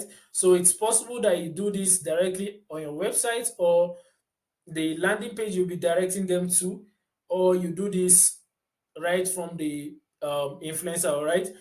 That if you are running a limited of the limited time promo, you make sure you indicate this on your website, so that once they get to your website, they'll find out that okay, this is a limited time promo, and since we've gotten it from Emma, it's even though we have the discount code, it means if I don't buy it now, discount code might end up expiring and it might not work again. All right. So this is how you can implement urgency or scarcity, as the case may be, in the promo. Now, this will help you with more conversion and all of that. But generally speaking, I'd recommend we go with a direct marketing offer. All right, go with a direct marketing offer. Throw in a discount there, which is the best method I would recommend. Throw in a discount which convinces people, okay, this product um there's a discount that will help us get this product now and all of that, and then uh, they'll buy. Now, if your business can't afford a discount, you make sure you put it in front of them as much as possible. Get your product in front of your customers, and then you get the influencer to recommend this product to their followers. Of course, you are still going to get sales, but a discount usually sweetens the deal. And that's what convinces people to buy all the more. All right. So let's make a simple offer, like if we are currently running a discount, or let's say we are currently running a discount and then there's no special discount code they are going to be giving to Emma, you might just say 50% off plus free shipping. Let's say this is the offer we are running right now, 50% off for plus free shipping. We indicate that there's a 50% off for shipping. We ask Emma to tell this to our followers, and then there's a likelihood we are going to increase the chances of them buying from our website or wherever it is we are directing them to. All right. So it's a very, very, very lucrative method of marketing. You should actually try to look into direct offer marketing a little bit more after this video. You can do your research on this method of marketing, and then it will actually help you out with how to reach out to your um how to make your offers. All right. So it's very important that you look into this. Perhaps you do a little bit more research on direct offer marketing, and then it will actually help you sell your products or services more. So as I mentioned, I usually recommend you go with a direct marketing offer. The most recommended method, you throw in a customized discount. Depending on the platform you are using, you should be able to create a unique discount code for the each influencer you are going to be using. And the best part of using this type of discount code is that you can use each discount code to track which influencer the sales is coming from. All right. Now it's a lot easier to track which influencer the sales is coming from if all the influencers you are using are going to be giving a unique discount code. Now, this method is more of a double-edged sword. It actually solves two problems at the same time. All right, it solves the problem of tracking, which is trying to know to track the performance of your influencers and knowing which influencer is working or not. So, providing them with a discount code depending on the platform you are going to be using, you should be able to see how many people are buying you using this unique discount code. All right, and then the second one is you are going to be able to convince more and more people to actually buy from you, giving them a limited time offer of which will convince them, okay, I should get this now. If they are really interested in the product, they will be more likely to jump in on your offer if there's a discount. All right. Always take note of that when you're actually trying to market to your audience. And as usual, you can try other methods. Now, depending on the audience you are trying to reach out to, um, you can try other approaches to your marketing. Usually, I would say you always keep your copy, of which in this case, I would say caption, as short as possible. Now, the influencer might have their own method of which they are able to communicate with their audience. Perhaps you might give them more freedom to be able to use what they think works with their audience, perhaps the language or the short captions or the longer captions and all of that. So in this case, I would recommend your copies or your captions, as the case may be, since we are working with social media, you keep them in a way that relates with their audience. All right. A lot of influencers will prefer to work to be able to work with these captions so that they can be able to make it fit into their audience. Okay, it's actually important to a lot of influencers that they are able to speak in a way that if that their followers can relate. There's usually the influencer follower connection. That's why I like to call it influencer follower connection, and the influence they've built will determine whether this works or not. So you give the influencer a bit more freedom to play with some of this if you can. All right, if you can afford to. So usually when it comes down to posting, now you should know that a lot of influencers or some influencers know when their post performs best. Now, if the influencer is going to be posting, is actually going to be very helpful if you can ask them, okay, when do the posts you make performs best? Now, the influencer usually take note of this, and then once you know that, it might actually be the best time to actually post. All right. So after it, over time, you grow to notice that the best time to post, and then the best time of which you usually get results from influencer marketing campaigns should not be far off. All right, should not be far off. Of course, this which is why it's important to find an influencer who has a lot of followers in your audience demography, which is the location of the audience you are going to be targeting, and it's absolutely crucial to how much results you can get. All right. If you find an influencer who is not targeting a lot of followers from the country you're trying to target, you might not end up getting sales from the country. And then this affects whether or not, if you are shipping a physical product, it might actually affect whether or not you'll be able to ship to the region of which the sales might end up coming from or not. All right. So it's actually important that you take note of all of that, and then always have a good offer. All right. Always have a good offer. A good offer will determine whether or not you can actually convince people to buy from you. Okay. Now, if you have a good offer, it means you can convince people to buy from you because you have something presentable and something they are interested in. Right? And then you are giving them an offer that is convincing them, or giving them all the more reason to actually buy from you. All right. So take notes, always have a good offer. It's actually called a Godfather offer, and an offer that your customers cannot resist. All right. Give them an offer they can't resist, and they are always going to buy from you. All right. Now, always present your product in the best way possible, depending on how you're working with the influencer, whether it's the paper post, the affiliate method, or the free products method. All right, always take note of all of those details when you are working with your influencers. All right, so one thing you should take note of from this video: always know, ask the influencer the best time to post. Okay, depending on if you have enough data, if you might be able to know when is the best time to post on your end, or you actually ask the influencers the best time to post.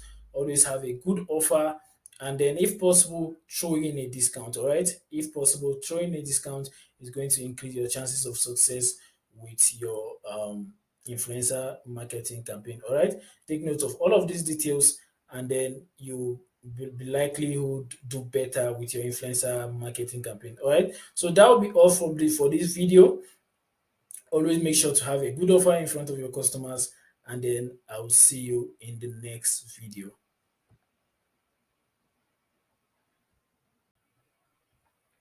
All right, and welcome back to the Instagram marketing influencer marketing system.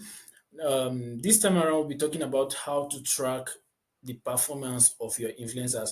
Now, it's true that after couple of successful Instagram influencer campaign, it's possible that at this point you are beginning to work with more than just one or two influencers. So it's going to be very tedious and unprofitable if you don't know how to track which influencers is giving you results and which influencers are not giving you any results, and how to know when to drop off an influencer or to pick up another influencer and all of that. All right. It's very important that you know who to use and who to stop using if you are going to run a very, very profitable business. All right.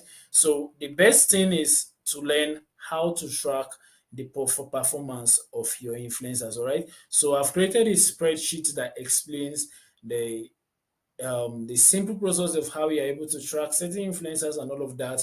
And then it will be very helpful if you are going to build a successful Instagram influencer campaign. All right. Now tracking your the success rate of your influencers will determine whether or not you are going to run a successful Instagram influencer campaign in the future.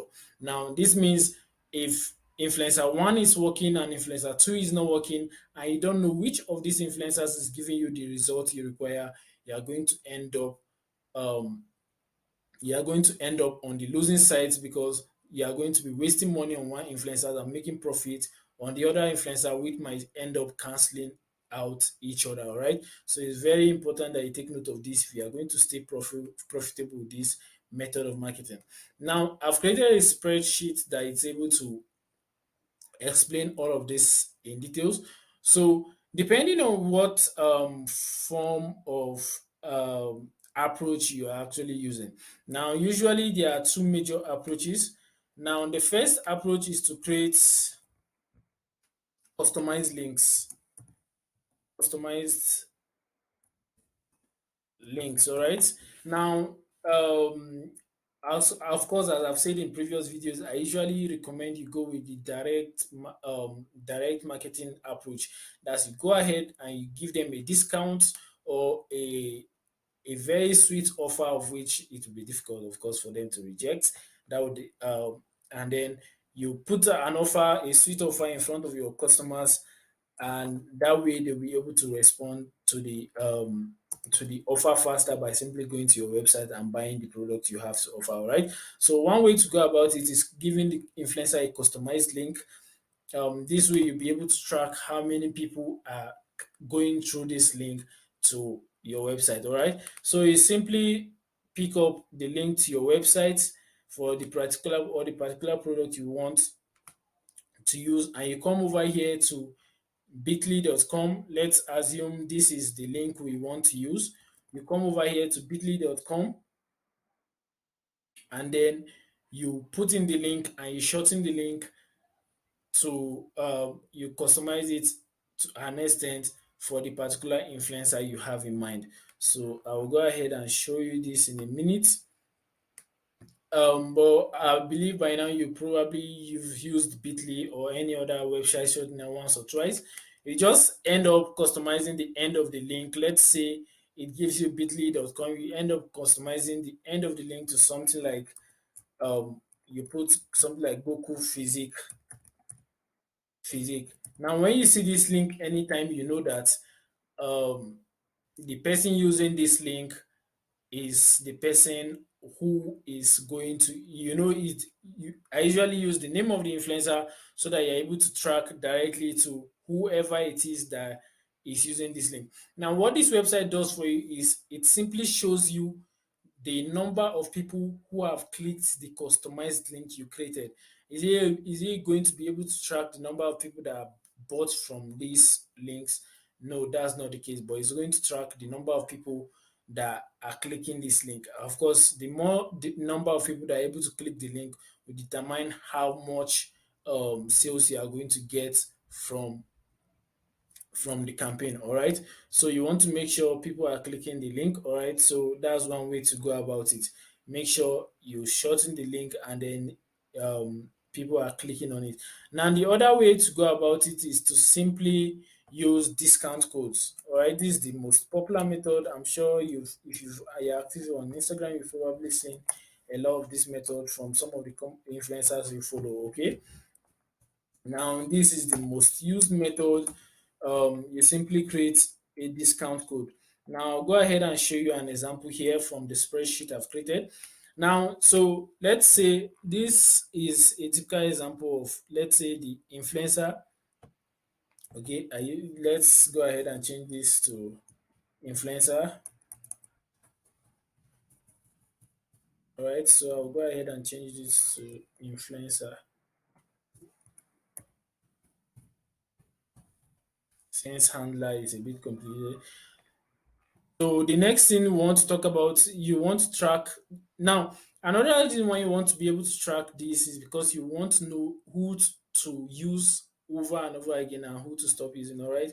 So there are a couple of influencers that you use, and then you can be able to use them again and they can still give you results. All right. So the most important thing you should take note of, the number of followers you track, the number of followers you track, the engagement rates. All right, so let's say they mostly have an engagement rate of about 4% and above. Let's say this one has a 5% engagement rate, so I'll put it here. Now, okay, so the engagement rate, the quoted rate is the rate at which the influencers tell you they are going to work with you. All right, so the rate they offer you is the code is what I call the coded rate, and the agreed rate is how much you decided to work with, the product you have in mind, and then the discount code. All right. Now, using this discount code method means you'll be able to track um the number of people that used your discount code. All right, so depending on the platform you host your website on, you should be able to track the number of people using your discount code. All right, so once you know the number of people using your discount code, is very effective because with discount code method, you know how many people are buying from this particular influencer.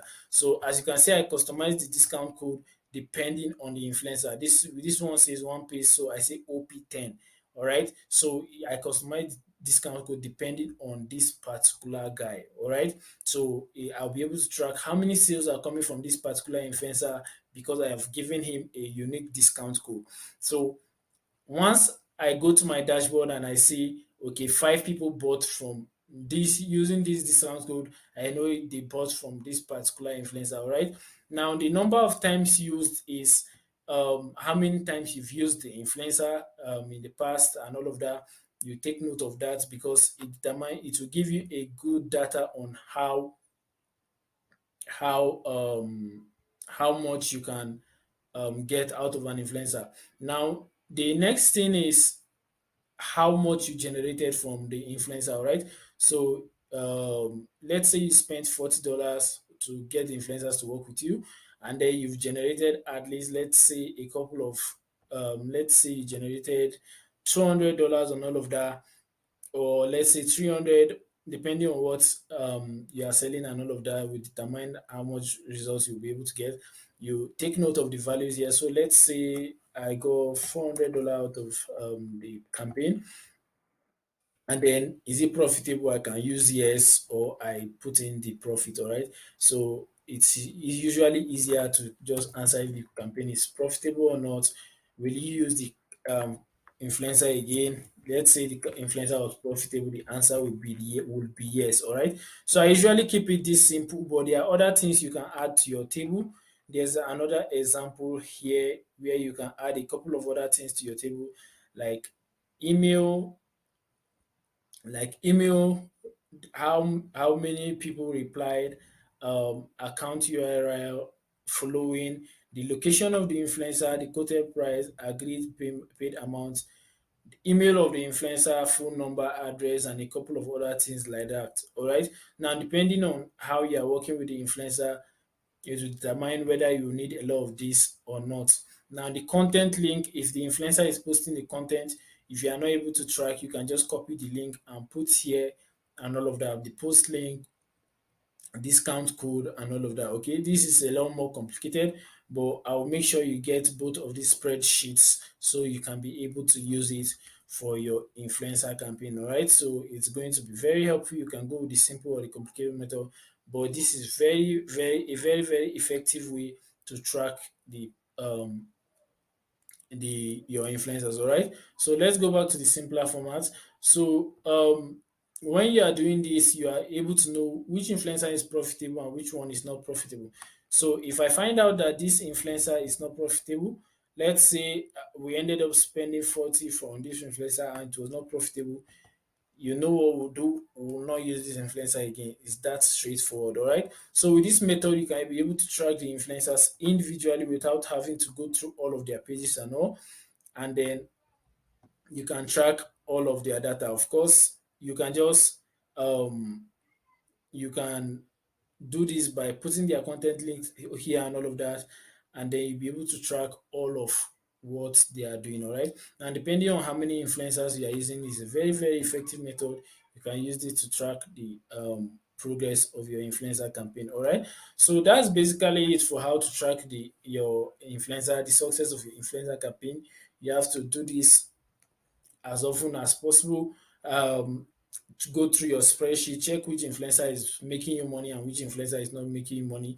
Update your spreadsheet as often as you can so that you can be able to find out which influencer is profitable and which one is not, and then you know who to drop off and then who to spend more money on. All right. So that's basically it for how to track your influencer campaign. Make sure you take note of it and use all of this so it will be very helpful for the success of your influencer campaign. So that will be all for this video. I'll see you in the next video. So I'd like to say big congratulations to you if you've made it to this point in this video. You've actually showed a lot of dedication and commitment to actually finding out the strategies that actually work with influencer marketing. And I'm sure you are going to do your best. You are going to make tons of money using this strategy, advertising your products or services on the internet. All right. Now, I really appreciate the time and effort you've put into learning from me and learning the strategies I've actually come up with, and then I've actually tried to perfect over time to actually advertise with influencer marketing. So a big thank you to you and a big congratulations to you. You really did very well and all of that. So I really appreciate your time as you've focused and show your dedication and commitment to finishing this course. I hope you apply the strategies and principles you've actually learned from this course. All right. It's actually a very simple process. You actually make sure you don't ignore any of the necessary principles and all of that. It's more of a guideline for you so that you can actually advertise and find success with Instagram influencers. All right. So make sure you follow the step by step processes, the rules and the guidelines I've actually provided to you in these videos, in this video series of videos, and it will actually help you a lot with advertising with Instagram influencers. I appreciate your time for watching this video. I would recommend, if you actually miss out one or two, you can go through the video and watch and pick out a couple of things you might have left out. And then if you were using your notepad, you will have marked out some parts of the video you might want to actually watch again and get as much information as you can from this course. All right. So one thing I'd like you to take note of is a lot of the principles you've gone through in this course can actually be used in other forms of influencer marketing, not necessarily Instagram. You can use it on TikTok, on YouTube, and a lot of other platforms like that. Now, so you can actually use some of the knowledge you've actually grabbed here, and always know that no matter what platform you are going to be using for your influencer marketing, engagement is always key. All right.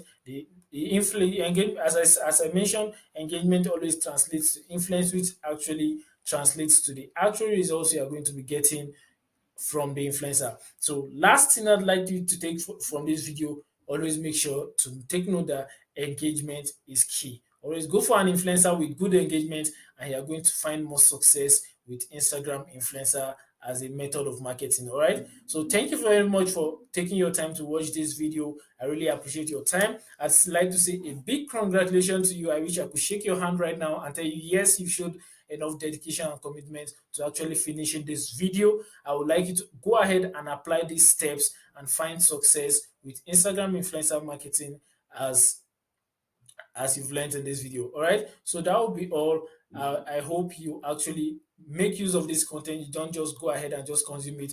Go ahead and apply it, and you'll find success with Instagram influencers. All right, thank you very much for taking your time to watching this video. I wish you the best of luck in your advertising campaign.